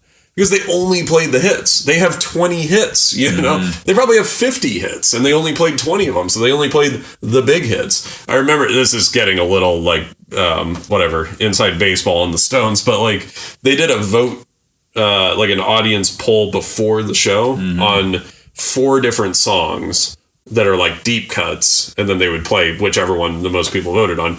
These deep cuts were like She's a Rainbow and like Hot Rock or Rocks Off, and like these are like big songs for Stones fans. Like these are not deep cuts. It's just they aren't one of the 40 hits that they have, so it's like a deep cut. So the point being that like however long the Stones play is too short because their catalog is so huge and so many of those songs are so beloved, you know. Whereas who we're talking to, local musicians who are sharing the bill with 3 other bands or whatever, yeah, play 30 minutes because I think 30 people aren't minutes there for you. It's fair. You know? If you could even cut it down to like 25, 20 minutes, I even think that's like better. I think it's hard to do that, but... And it depends because like there were CLE, at the time, CLE Trio set lists where like we would have Velvet Lava Room in there, and it's like, well, that's like 7 or 8 minutes right there. So yeah, it takes up a lot of space. Maybe we're gonna stretch it to 35 or something, but yeah, for the most part, like if you're sharing the bill with other bands, be respectful.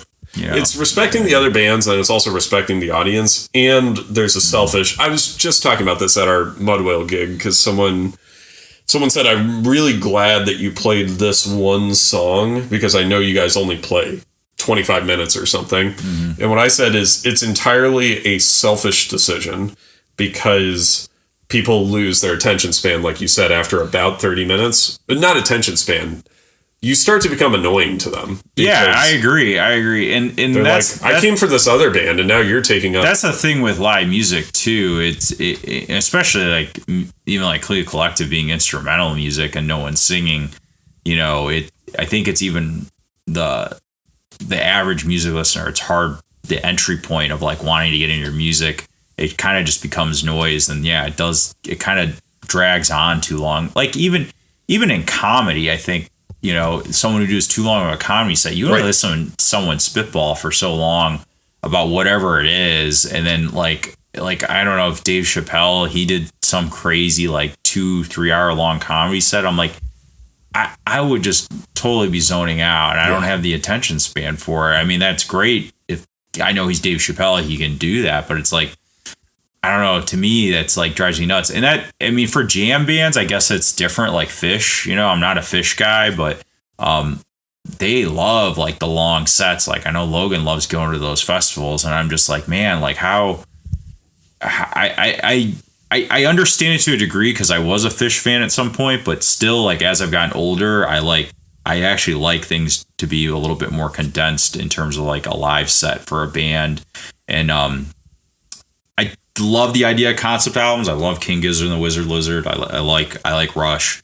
I still think there is a lust for that type of music, but I think it's harder to create a work of art or an album that is very concise and like says everything it needs to say in like a short period of time and has, you know, 5 or 8 songs, you know, so it's, and that they all kind of go into one another like real fluidly.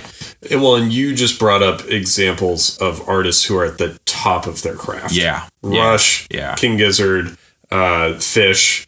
Those are like the best of what they do. Yeah, they are the best of what they do. So it's like maybe they can get away with a longer form thing.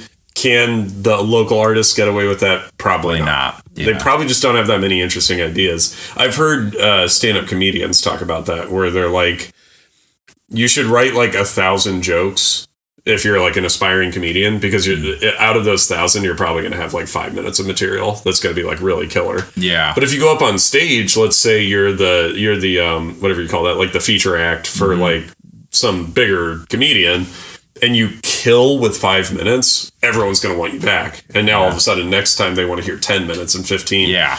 If you go up there and you have 2 half decent jokes in a 45-minute set, everyone's going to friggin' hate you because you're just so tedious. That's how I think of live shows, is why don't you just play a killer 25-minute show? If you really can play a killer 45-minute show, that's fine. Go for it. I just haven't seen it happen that many times, you know? Even with, like, pro bands, like big touring, whatever, especially if I'm not, like, super into their music, I get bored after about a half hour. We went to a show, I won't name the bands because they're, like, local-ish level, whatever, but the opener for the touring band played like an hour, and it was at the Beachland. I don't want to say who it was again because they're not like huge, and but yeah, the opener played an hour, and it's that's a little long. Well, you were there, you were at this show that I'm describing. It was like a shreddy band. Again, I don't want to say their name, but and it was a band that I like, but it was like, I didn't, like, I came here to see you, but I'm really here for the headliner. And now you're playing an hour, and it's like, I'm getting annoyed at a certain point. Yeah. If they had played a half hour, everyone would have been. I know what you're talking about. Yeah. And I use them as, not by name, but I use that experience as an example. At that point, too, though, like, if you're just going to, you know, I know musicians can have an ego to them about, like, you know, they get stage time and then they want to jam out and play really long, but it's like, does everybody else want that? And at what point does it become musical masturbation where it's just about you and you just, you know, riffing on the guitar and noodling? So my argument to get back to your original question would be,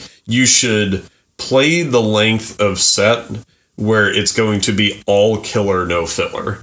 And what I find for most musicians is that 30 minutes max is about right. And yeah, sometimes you gotta get down to like 20 minutes. But again, if it's gonna be 20, if your 20 minutes is the level of seeing, so, you know, Iron Maiden or something where they're just like bringing it energy wise, then you're gonna impress people a lot. But yeah, a mediocre 50-minute set, I mean, I've sat through so many of those, and it is painful. And well, yeah, I've been through comedy sets too that were like dragged on like that were an hour, and I'm just trying to get through the jokes and I'm like, I paid for this, but I'm not paying attention. I'm kind of like zoning out, and it's like, you know, for people that are bigger acts too, it's like, you know, you could have probably condensed some of your material or left some stuff out. Comedy's brutal because you either laugh or you don't. Right? Like, at least with music, if you start to get bored, you're like, well, I guess I can focus on what the drummer's doing, or like, I can think about the lyrics, or like, there's all this different stuff happening. Comedy is like, you laugh or you don't. And there are layers and there's meta, and like, that's all fine. Well, comedy is a different art form because it's just you doing it and nobody else. And at least like in a band, it's like, well, if you're fucking up, the other band can kind of pull their weight and carry the rest of it. Comedy is on your shoulders, and it's just silence. And you know, what do they say? Like, when you bomb, it's like watching your parents watch you like suck like 8 million dicks or some shit like that on stage. And I'm sure it feels that way. Where like in music, like you fuck up, it's like they're like, okay, on to the next shitty band. Like it's really no sweat off your back. It's a lot more forgiving. And it's more of a team effort with playing music live versus, you know, I feel like doing comedy. It's on you, bro. Yeah. In terms of like a stand-up, like traditional one-person comedy set, because there's other forms. You know, you've got like Key and Peele is a form of comedy, and that's a different thing. You know. Yeah. But yeah, I think probably the closest musical equivalent would be like someone going up there with an acoustic guitar and doing that. Like that's probably the closest thing to like a stand-up set, but even then it's just different. It's a different flow. It's definitely different for sure. It's not the same. I mean, obviously music and comedy are two different art forms and they have some crossover with each other, but it's definitely a different experience bombing in a band versus bombing as a stand-up comedian. I can only imagine. That's my nightmare, like being in one of those fantasy football leagues where like the punishment for the loser is to have to do a stand-up set. Like that's brutal, dude. It's gotta be brutal. I feel like it's definitely I think every stand-up comedian has probably gone through that, and I don't want to speak too much because I've never done stand-up before, but I can only imagine, like, you know, just if you have a fear of public speaking, you know, just amp that up times a million, you know, like, you know, and because I'm sure all those stand-up comedians, even the professional ones, they bombed hard, even though they're at the professional level getting paid, where they bombed, and it's just like, man, I don't know what to fucking do. And you just have to have like such a thick skin to get through that. Absolutely brutal. There was a while where I was just listening to comedians tell stories of bombing at corporate gigs. Yeah, I watched one with like, was it Mark Norman? He went up to he went up somewhere and like they paid him to do it, and like to like roast somebody, and he said like it was the worst gig of his life, and he remembers it, and they were like hesitant to even pay him. I'm like, oh, that's so interesting. Again, not music related, but he has a story about being it wasn't televised, but he was sort of like opening the VMAs. That is one of the funniest things I've ever heard in my life. Like him just doing comedy for like 7 minutes and nobody's like even paying attention to what he's doing. It is so like, it's funny in the sense of like, obviously I'm empathetic towards the situation, but like, oh my God, it's like a fever dream hearing him describe it. And like just celebrities walking past him and like everyone cheering for them, but not for him. And like, oh my God. Yeah. Those are the moments where I'm like, man, I'm glad I chose music and not comedy. I appreciate comedy for what it is. And totally. there is crossover with comedy and music, and it definitely appreciated from both sides. And I love Cleveland's stand-up comedy scene. We've got a lot of good comedy that comes through, believe it or not. And Hilarities is like a legendary they say venue. A lot of the big comics love going there and coming there. And I found some good comedians going through there too. So me and my wife, that's one of our favorite things to do is just go to stand-up comedy. I actually think I'm more of a stand-up comedy fan than going to live music. I know you're definitely a live music guy. I go to a lot of comedy though. Oh, do you? Okay. Well, it's just different. And like the nice thing with comedy, and like I'm really into film as well. The nice thing about those is that I don't do them. Mm-hmm. So like I don't like, I'm not sitting there thinking appreciate it though for what it is, you know. But I'm not sitting there analyzing how the sausage is made because I don't know how. I'm just like, oh, this is great, you know. Whereas with music, it's like it becomes hard to shut your brain off where you're like, oh, they're using an LED wall. That's cool. Oh, they must be using backing tracks. Well, when you're involved in the art, you like tend to like critique it more, and you're like, you know, pulling all the pieces apart on like, how is this band doing this or doing that? And you know, if you're someone who's just like an average Joe, just like going to a show, like music show, you're just taking the moment as it happens. Kind of thing, you know, that's where the magic is. And that's where I see that magic. And again, those art forms that I don't do is I still get to have that experience. And, but I don't know. I guess I do go to a lot of shows. Well, to me, it seems I'm like doing the math in my head. I'm like, I think it's, you know, it's normal to do that, to like dissect things as a musician when you see like a really good live band and what they're doing, and everyone knows that person that goes to a show that has their arms crossed and they're just like looking at you, and you can't tell if they're sizing you up and they like the music or they're just like, I don't like what you guys are doing kind of thing. There's always that guy that in the audience at some point. And sometimes I think it's a good thing. It's like, hey, we got his attention. We got somebody's attention. Oh, yeah. The other thing that I thought of with comedy is like the experience of going to a comedy show, like not the show itself, but like everything around it, to me is better because it's like you sit down and you're offered like dinner and like it's a very comfortable experience. It's definitely different because music, I feel like comedy has... It's a little bit more put together, and I don't want to say formal. I don't think that's the right thing to call it. Is, though. A little bit, yeah. Depending on where you go. In music venues, it's so casual, and it's almost too casual, where it's like the shittier the venue, the better. Right. The floor stickier, the better kind of thing. Yeah. It's meant to be grittier with like a lot of rock music, and it's just, and that's like one of those things. It's like I've never quite like wrapped my brain around is like. And that can be said even about like restaurants and food, where like Mexican food is kind of considered to be like cheaper type of like dining. And then like you go to an Italian food restaurant, it's considered fancier, more well put together. and then the same thing, like go see a jazz band, it's more formal, put together. Like you go to a rock band or punk rock band, it's like grittier. Bare bones. And it's like it's still music, and it's still it's still I don't know.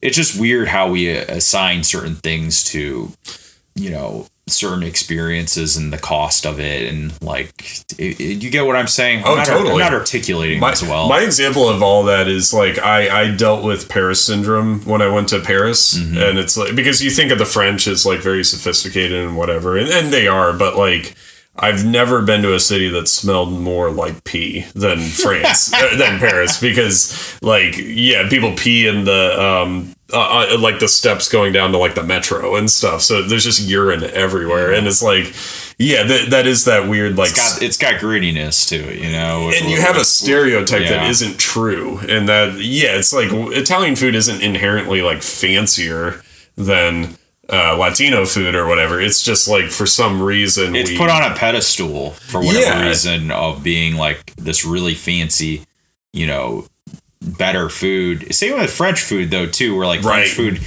it's presented in such a way, but it's this really small portion. I don't really like French food personally because I feel like it looks really nice, but it's not very like filling per se, versus like I see Italian food and it's presentable, but it's also really tasty, and it is more filling. That's my own 2 cents. But that's the funny thing, is that it's a stereotype with French food, because if you eat at a French restaurant, like if it's considered a French restaurant in the US, it is going to be that small portion, whatever.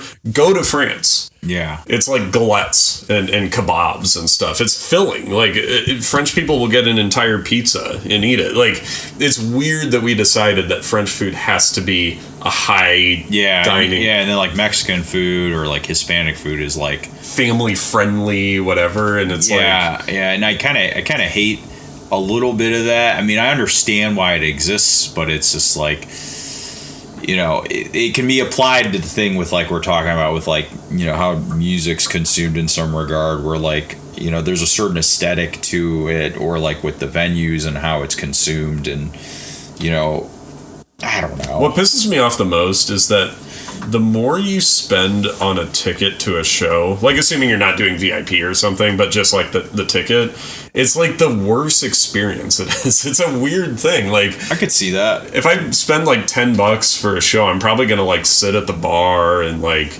have a couple drinks, and it's going to be nice. I'm going to be able to hear everything. I can talk to the band after. Like, if I spend $200, I'm going to be in the fucking cheap seats way back. Drinks are going to be $30 each. I'm going to have people like smoking around me. Like, it's a weird thing where it's like I'm getting pushed more and more to go to the cheapest shows possible because it'll be the best experience. And I am grateful for that in a sense, because it benefits my own bands, but it is weird that it's like, it should be that you pay more money and it's a better experience, and it's just not. The worst I've seen of that was that Britta and I went and saw Green Day, and we spent like a decent amount of money. We spent like $200 a pop for tickets to be in like the front section. But then there was a section in front of us that was general admission, and those tickets were like $600. And it's like, you're paying $600 to not have a seat. Like, that's crazy to me. And of course I understand that those tickets aren't meant for me.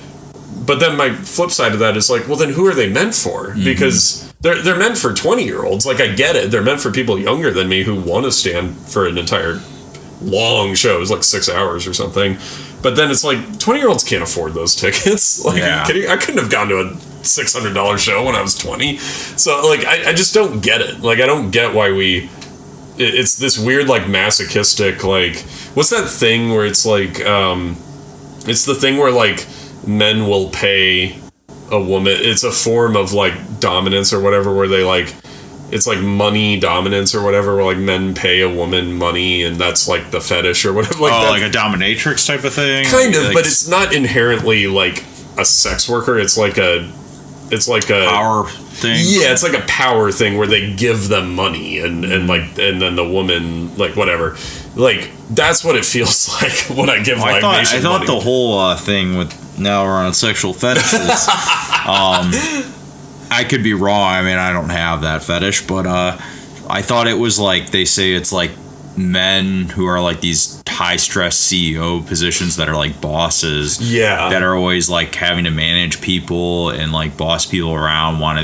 They kind of like want the opposite. Yeah. Is what I heard, but I don't know. I really can't speak to that because I don't know, but that's what I feel like I've heard from somewhere along the lines. Like at the end of the day, it's like a form of another. masochism, right? It's like I want pain inflicted upon me. It's just financial pain and stuff, like physical. And it's like that's how I feel buying Ticketmaster tickets or Live Nation or whatever. It's like I'm giving you more money and you're going to give me a worse experience. Yeah, that's a good way of putting it. I mean, it does feel a little like selling your soul when you buy tickets for like bigger acts and stuff. I try. There's not a lot of like bigger acts that I'm willing to pay though, and go to like Quicken Loans for stuff like that. Man, like there's less and less. There are a few certain artists like I'm a huge Muse fan, and like they intentionally keep their ticket prices low. And they make less money. Well, I think it's hard. It's harder though, because like Pearl Jam's fought Ticketmaster to death with like trying to get the prices low, but I think there's only so much that they're able to do to mitigate that and bring the price down as low as possible. And again, I will never criticize a musician for wanting to earn a living because we all have to earn a living. Yeah, for sure. But the reason why it doesn't change is because all the artists don't band together and say, we're not putting up with this anymore. Because the artists who are at that level, at the Pearl Jam level, or like The Cure is an example of a band that fought against Ticketmaster bullshit, but there are only a couple of those artists doing that. The rest of the artists are just complicit. Yeah, they're just like, it is what it is. Kind of thing. In the same sense that like I drive a car and I contribute to climate change. It's wrong, but I'm not willing to change my life so drastically that I don't need a car anymore, Mm-hmm. And part of that was inflicted upon me just where I was born or whatever, but I am complicit in it. I could ride a bike technically, and that's what these artists could do. It's like, they're very popular artists. They could crowdsource their shows and stuff. It would just be harder logistically in a lot of ways, so they don't do it. And they're like, oh, we're making enough money, whatever. And if all the artists from the local level all the way up to the top level artists, if they all got together and said, we're not supporting these monopolies anymore, then we could change it as artists. But we don't, and so it's not going to change. And it is what it is. But, like you said at the beginning of this, you've got All American Rejects saying, they're not really trying to change the system. They're saying, we're not participating in the system. We're not going to fight Ticketmaster. We're just not even going to work with them. Yeah. Then it's like, man, I gotta respect that. Oh, how can you not though? And I think, like with anything, especially nowadays, like a lot of the younger generation, with the old, way things have been set up in America, I think a lot of the younger generation isn't buying into that. And we've spoken about this before, but it's just like a lot of them don't totally buy into that rhetoric of like the American dream that, you work at a place till you retire type of thing and then enjoy life. I think a lot of them aren't buying into that. And I think the same could be like that can be applied to, a little bit in the music, the music making system. I'll cut you off for a second, but because I like what you're saying, I think the music industry is the most American dream of American dreams. Yeah. In terms of what you're hoping for, and then in terms of how much of a lie it is. Yeah, it's a huge lie. It's so Hollywood, it's fairy dust, it doesn't exist, you know, kind of thing. And I think it's just like we both kind of grew up, I'm assuming you grew up watching kind of like TRL or MTV or just watching music. I feel like that definitely created a nostalgia or fantasy to like a lot of people nowadays, or even like the post-punk thing like Blink-182 when they had their heyday, or just trying to think of who else. They created their own genre, and I think a lot of the big music corporations created a lot of that too, because it made a lot of money for them. Oh yeah. But we kind of grew up with that fever dream nostalgia thing where we like want to relive that. And now some of those bands are giving that back to us because, we're older adults, but we still crave that. We crave Warped Tour. We crave a lot of those things because those things are kind of gone now. They're making a lot of money from playing on. But it's easy. It's easy to do. So it's like those are the legacy acts now. Are the ones from our generation, and I can't fault them because it's like I don't fault them. People are paying money for it. They don't have to. People want it though. There's nothing wrong with that. And I think anything that goes out of style comes back full circle. I mean, it's happened time and time again. Yeah, totally. Yeah, but it is just funny to view it from the outside, and it's like, man, you were punk, and now you're charging like $500 for your shows. But you want me to show you this video synth? Dude, let's do it, and then we wrap it up. Yeah. So anyways, I was kind of talking earlier with the, it's called the Sleepy Circuits Hypno video synthesizer. Small company out of Canada that makes these. It's basically like a digital video synth. I've got it up on the projector here. So basically, I'm going to step away from the camera and fire this up, but I'll kind of talk. Let me turn the mic gain up on this. Turn the gain up on your mic.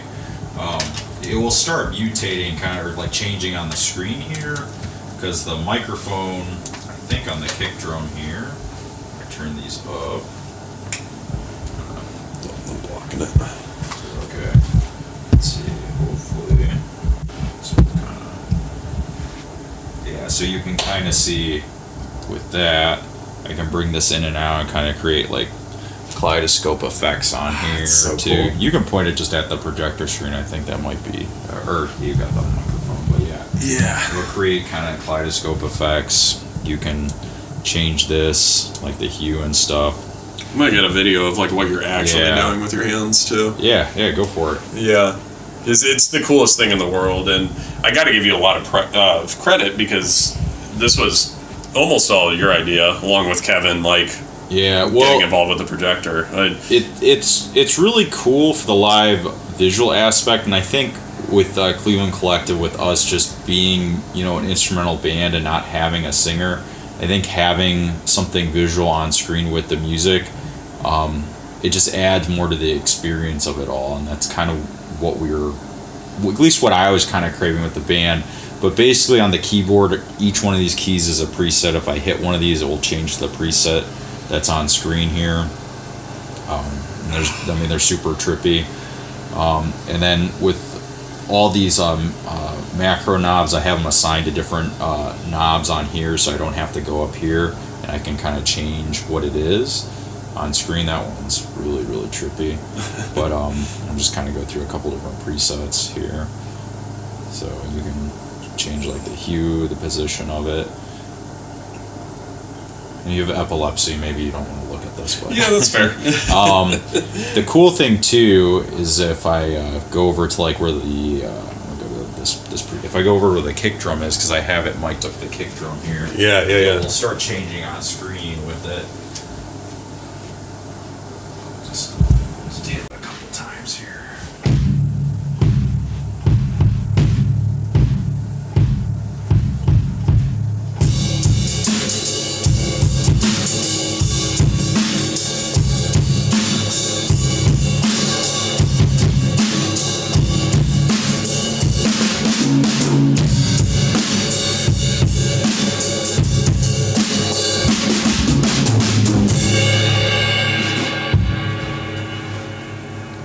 It's so cool, man. Yeah, it's really trippy, but it's great. We're gonna try to feature it at our next couple shows. I was just gonna plug in the show dates. We've got, I believe it is July. We've got 2 shows, CLE Collective. We've got a show on. We're playing Larchmere Porch Fest. June 28th. I don't know what time yet. They haven't announced it, but we are playing that. And another surprise thing is we'll also be playing some Vinyl Wings songs. It'll be most of the original Clue of Vinyl Wings. So we'll have that with CLE Collective when we play June 28th at Larchmere Porch Fest. And then CLE Collective, we're playing the 5 o'clock July 11th, and then Coda July 19th. So we're on those 2 dates, 5 o'clock and Coda.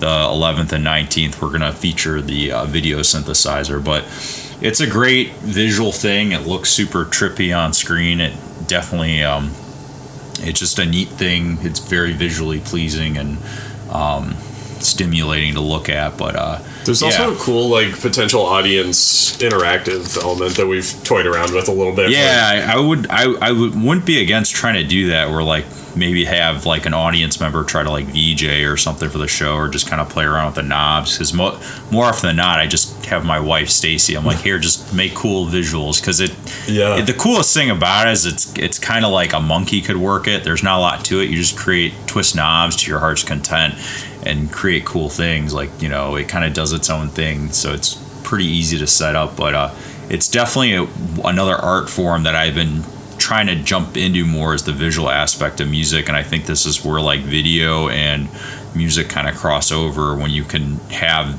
you know, visuals and audio sync up. I think it's a really cool thing, and I don't know, it just adds to the overall vibe, because I think a lot of times when people hear music, it's one thing, but the other thing is when you can take music and match it to a certain scene in a movie, or make it more cinematic, or add to the aesthetic of it. And that's why I almost kind of feel like genres like vaporwave and lo-fi hip-hop, that are predominantly more instrumental things in music, do so well when they put it to like, you know, or like synthwave, they put it to like 80s, like Lamborghinis and like a scene, because that music almost kind of speaks to that scene or whatever it may be, and people kind of, you know, it creates nostalgia. It creates a sense of just like wonder kind of thing. I remember you talking about seeing Bad Not Good live. And the visual element, like obviously amazing musicians and everything, but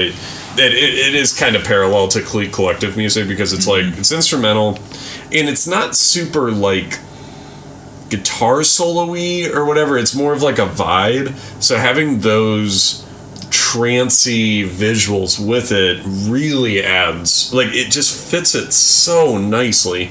Whereas if it's a more guitar solo-y, like if you're seeing Steve Vai or whatever, it's like you're kind of there because you want to watch a guy play guitar solos, you know. But when it's more of like you're in a trance and it's a vibe, it might be a little less interesting to just watch them play their instruments for 2 hours than it is to watch them play their instruments but also have this whole visual thing happening, you know, that fits the sort of aesthetic of the music super closely.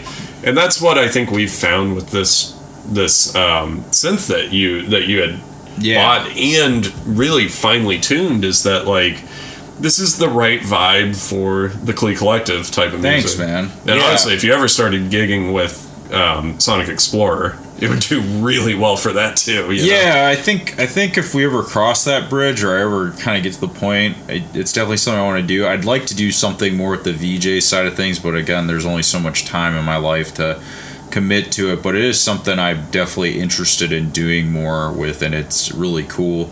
I mean, like I said, this thing is, by all intents and purposes, it's easy to set up, and it doesn't take a whole lot. It you know, you just hook the microphone into the thing, and then, you know, turn it on, and it, you know, have someone hit buttons, and it kind of just does its own thing. It kind of just trips out. It's a big LSD trip just watching it on screen. I was gonna say something else. It's on the tip of my tongue. I was just forgetting before we kind of wrap up here, but I just think, like, you know, the visual aspect with music, I can think back to, like, I mean, I don't want to say Pink Floyd was the first one to do it, but I think a lot of those 60s psychedelic bands at that time they wanted visuals, and you know, they had projectors. They do like those liquid light shows, and I think Pink Floyd, I don't know if they were the first ones to be synonymous with it, but that's who I kind of think of, where they do like they have like the overhead projector, and they have like the food coloring dye and the blotter stuff, and they drop it on, and they kind of shift it around and kind of create those really unique psychedelic visuals. I think that is like such a cool thing, and it's always been really cool to me, and this is kind of like the next generation of like that kind of with our music, because it has a little bit of psychedelia and with it, and like the jazz part. And I think visuals and music, they go hand in hand together. It's such a cool art form. No question. I really want to, you know, delve more into as I learn more about it. And learn more about it. But I just wanted to demonstrate that for everybody on screen. It's really cool and stuff. It's a lot of fun. So. It's so much fun. Yeah, and I don't know. I think a lot of us got into music for like the tinkering side of like, yeah, what happens if I do this on the guitar? What happens if I play this on the keyboard? Whatever. And it's like, to be able to do that in like a visual sense, like brings back a lot of that same excitement. Like, you're not thinking in like scales and whatever. It's more just like, oh, what happens if I press this? What happens if I go here or there, like on the guitar? It's the same thing when you're twisting the knobs and just like patching things in, because there's a little patch bay on there with the little video synth where you can patch certain parts and it will bring in different shapes, different fractals. Twisting certain knobs will bring in different colors, as we were kind of demonstrating. Yeah, but it's a different experience, but it has a lot of those same feelings you have when you play an instrument or play in a band, you know. So like I said, I think the visual aspect and music, they go hand in hand together, and this is kind of where I think they kind of cross paths, at least.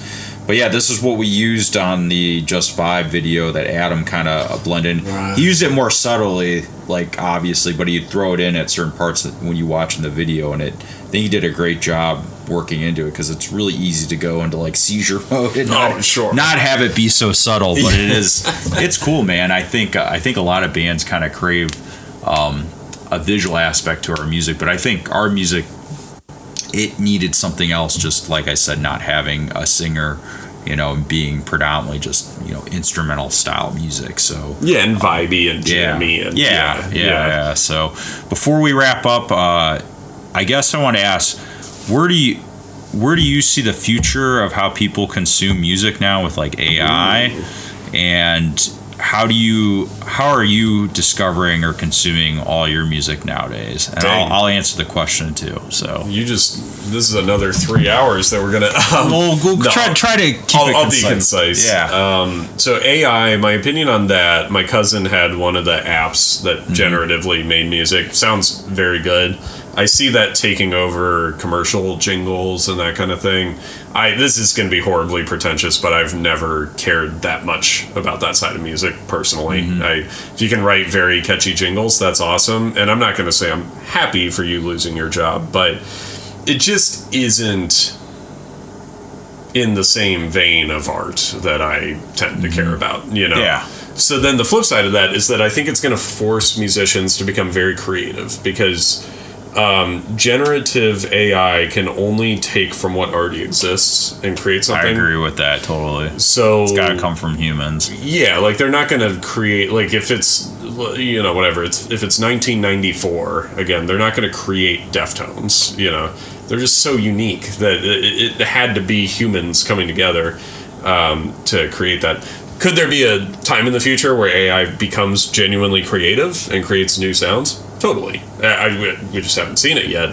So I think for right now, musicians are safe as long as they're willing to try new ideas and not just be a clone of some other popular band that already exists. And I don't see why you would want to do that anyways. So yeah, will people lose jobs and stuff to AI? Of course. And I hate seeing people use it for music videos and stuff. Well, you kind of know though, right? Like it's still not quite. Why does there. That guy have 8 fingers? There's always something off about it where like you kind of know it's AI. And don't get me wrong, I actually used AI on like one of my album art, but I still had to tweak it to make it look less AI and make it look more like I made it. So I still feel like AI, has it gotten better? Yes, but has it totally like replaced everything? I think it's just made the entry into like, I'm an artist, I make music, but I don't know how to create album art. How can I generate ideas or get ideas? I think it's a quicker entryway, and it can be used in a positive way with that, Yeah, as long as you're not just putting out slop, right? Yeah. As long as it's not just the 8 fingers. Yeah.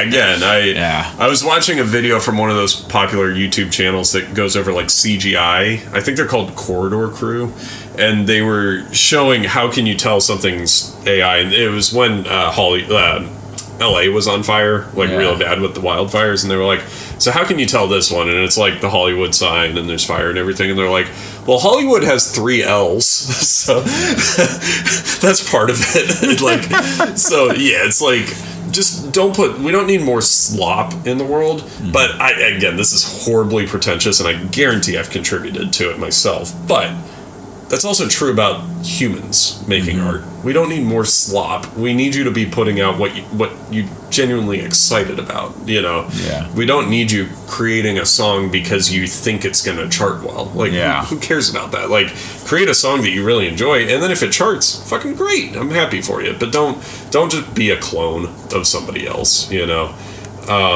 That's about as concise as I could get. Well, and then the other question is, how do you discover or consume a lot of your music nowadays? Yeah, I meant to bring this up earlier. I think Bandcamp is quite possibly the most underrated music discovery tool in existence today. And the reason for that is I find it the easiest to use for music discovery specifically in any way that I want to do it. So, like, one of my complaints earlier about playlists was like, I don't like it when I don't interact with playlists that much because they tend to kind of give me the same thing packaged in different ways, and I just tend to like to be surprised by my music. If you want to hear the same types of things a lot, you can do that with Bandcamp because you can get very specific with what you want to the point where you can basically just create a playlist out of what comes up. But at the same time, you can also be general about it and just say, I want to hear today's releases from a certain city or just the world, and all I'm going to put in there is that it's metal or it's electronic music or whatever. And then you're hearing all of these different types of metal or electronic music or country or whatever, but they're all new releases. Or maybe you just want to say, I don't know what metal music sounds like from Atlanta. So you put Atlanta in there, and then it's like, oh, this is the Atlanta metal scene. But they're all a little different, you know. I love Bandcamp for that. And I think it's, again, better for broad music discovery than anything else with which I've ever interacted. My number 2 on that would be user-created playlists on Spotify, not the official Spotify playlist, but the, you know, some super fan putting a bunch of bands in a playlist. I tend to prefer those. But yeah, Bandcamp bar none, not to mention that it's the best way to support the artists. Like, yeah, I know it is like the best way to directly support an artist where they can take the most you know, it's like 85%. Yeah, the most amount of money from it. That's the best. Spotify's not 85%. Spotify sucks. I don't consume any of my music through Spotify. Like probably practically zero of it now because I got YouTube Premium, and I really like. I'd say I find a lot of music with that, but I feel like I still find a lot of music word of mouth from like Logan or other people. I will find some through Instagram and like hearing it on Reels. I feel like there was a moment there where I was finding some of it on TikTok, but I feel like with YouTube Premium, like not even the commercials, I like found a couple pages where actually when I was making my album, where it was like it was just a YouTube page where they fed you drum breaks. Oh. And if I really like the drum break, I'd go find the original song. Yep. And then I find like a lot of these older records and older songs that are kind of hidden gems. And I'd be like, oh, this is kind of interesting. I never heard of this artist or that. So that's like another way I feel like, as of lately for myself, I've been discovering a lot of like newer music and kind of like rare finds. Kind of like if you were like crate digging at like a record store, but like the algorithm's got it dialed in now, at least now with me, where it like feeds me all these great drum breaks, and I'm like, oh, this is a really interesting Korean artist with this long 5-minute drum break. This is wild. Like I would never find it otherwise. So I think like, I don't know, that's the cool thing a little bit about like algorithms and music nowadays is like, you know, you can find stuff like that you would never. I think it'd be hard to find unless you just so happen to come upon it. Yeah, because otherwise you're crate digging at a record store and you're spending... They may or may not have it, yeah. You're spending a lot of money. A lot of money, yeah. The YouTube rabbit hole is still very real, where you can you have to know how to use it. Of course. You have to know how to use it, and you have to like know where to look, and it will catch on. But I'd say for myself, it's YouTube, and then it's like Instagram Reels. It used to be a little bit of TikTok, but it's become less lately because I've just kind of fallen out of love with TikTok. But that's understandable, especially now that, like, to me, the coolest thing that a lot of Americans disagree, but like I think it's really cool if a bunch of Americans start using a non-American app, because they're going to be introduced to very different stuff. A lot of Americans... Well, rest in peace. I know. It used to be. Now it's all regulated. So, yeah, that's the, like, and I get it. There's a whole political discussion about security and whatever, and it's like, yeah, but like our government is evil too. Like I'm not a CCP, like, big supporter or whatever, but like, do we really think the American government has our best interests in mind? Like, or Mark Zuckerberg or Elon Musk? Like, there is this cool idea of like using an app from another country. I don't even care what country, but then like you're going to be introduced to a very different culture that way. So actually, to throw another one at you that's a little weird, but like, or different, learning other languages has introduced me to music that I would have. I never would have thought of that. That's a really unique, interesting way to look at it. Oh, the moment that, like, because I can understand a lot of music now if it's in Spanish. So I listen to a lot of Latin music. I don't love reggaeton, which is like the biggest music genre right now in Latin America. Is it kind of like their pop music? Or? It's like boom, boom, boom, boom. Oh, boom, okay. Boom. It's like the Gasolina beat. Yeah. Like the biggest one is the Puerto Rican guy that Bad Bunny. Yeah, I know Bad Bunny. He's huge in Latin America. He's huge everywhere. Yeah. Especially Latin America. Like, he's way bigger in Latin America than I feel maybe the United the biggest Latin American artist, like him or Karol G, probably. But yeah, that's been really cool too. And I wouldn't necessarily say that everyone should like go and learn another language for the sake of music discovery. Well, you're just saying in terms of like it's another vehicle to find new music, in other words. Yeah, in the sense of like if you go out of town, either with your band or you're just vacationing, and you go to a different city and you go and see the bands there, they're going to have a different scene than your city does, and so it sort of forces you out of your comfort zone. You really have that when, like, right now I'm focusing a lot on French, and so it's like I'll listen to French bands, and it's like they're just pulling from very different places of influence than American bands are. And I feel like American music, it's so widespread, and like, it definitely was American music is great, don't get me wrong, and I do think it's definitely had a big cultural impact on the world, but it is cool because I know there's like, while we're on this topic, there's that one app where like you can like click on any country and it will feed you music. You can pick like what time, like genre, or like what time period, like 1970s, and it'll just feed you like random stuff from that. That's awesome. So it's cool.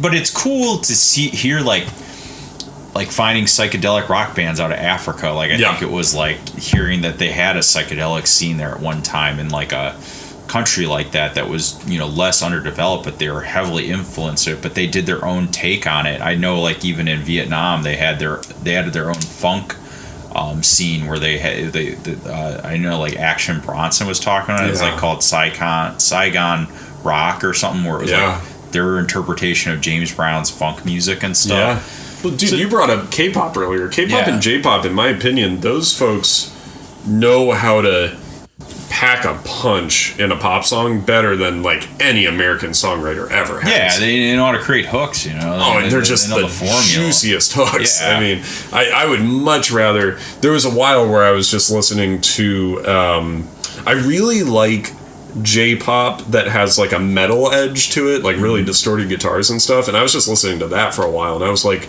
there's no one in the US doing it this well. The closest thing would be like Poppy or something, but she's like kind of different from that. Like, and yeah, so it's like being willing to travel to another country musically really like it opens your eyes. I think it opens your eyes. Completely different sounds than what you would have thought to put together. If you really want to get spicy with it, listen to music from countries where traditionally the piano wasn't the basis for their music theory, because then you get into like microtonal. Oh yeah, like Eastern music, man. That's a whole different cup of tea. If you combine that with Western music, you get some of the most unique sounds. So yeah, I could go on about that forever, but dude, this was amazing. Yeah, this was great. Thanks for taking a couple hours. We'll wrap it up here. Just Vibe, it's out now. The music video's up, and then Lost in the Sauce, the second single, that's up right now too. Next single comes out, Fade into Blue, June 19th, and then my band CLE Collective, we're playing Larchmere Porch Fest June 28th, so stay tuned for that. And then we're playing the 5 o'clock Lounge, I believe July 11th, and Coda July 19th. So stay tuned for that. Thanks for listening, everybody. Thanks, Joe, for having me on the podcast. Right on, man. Take it easy. Peace.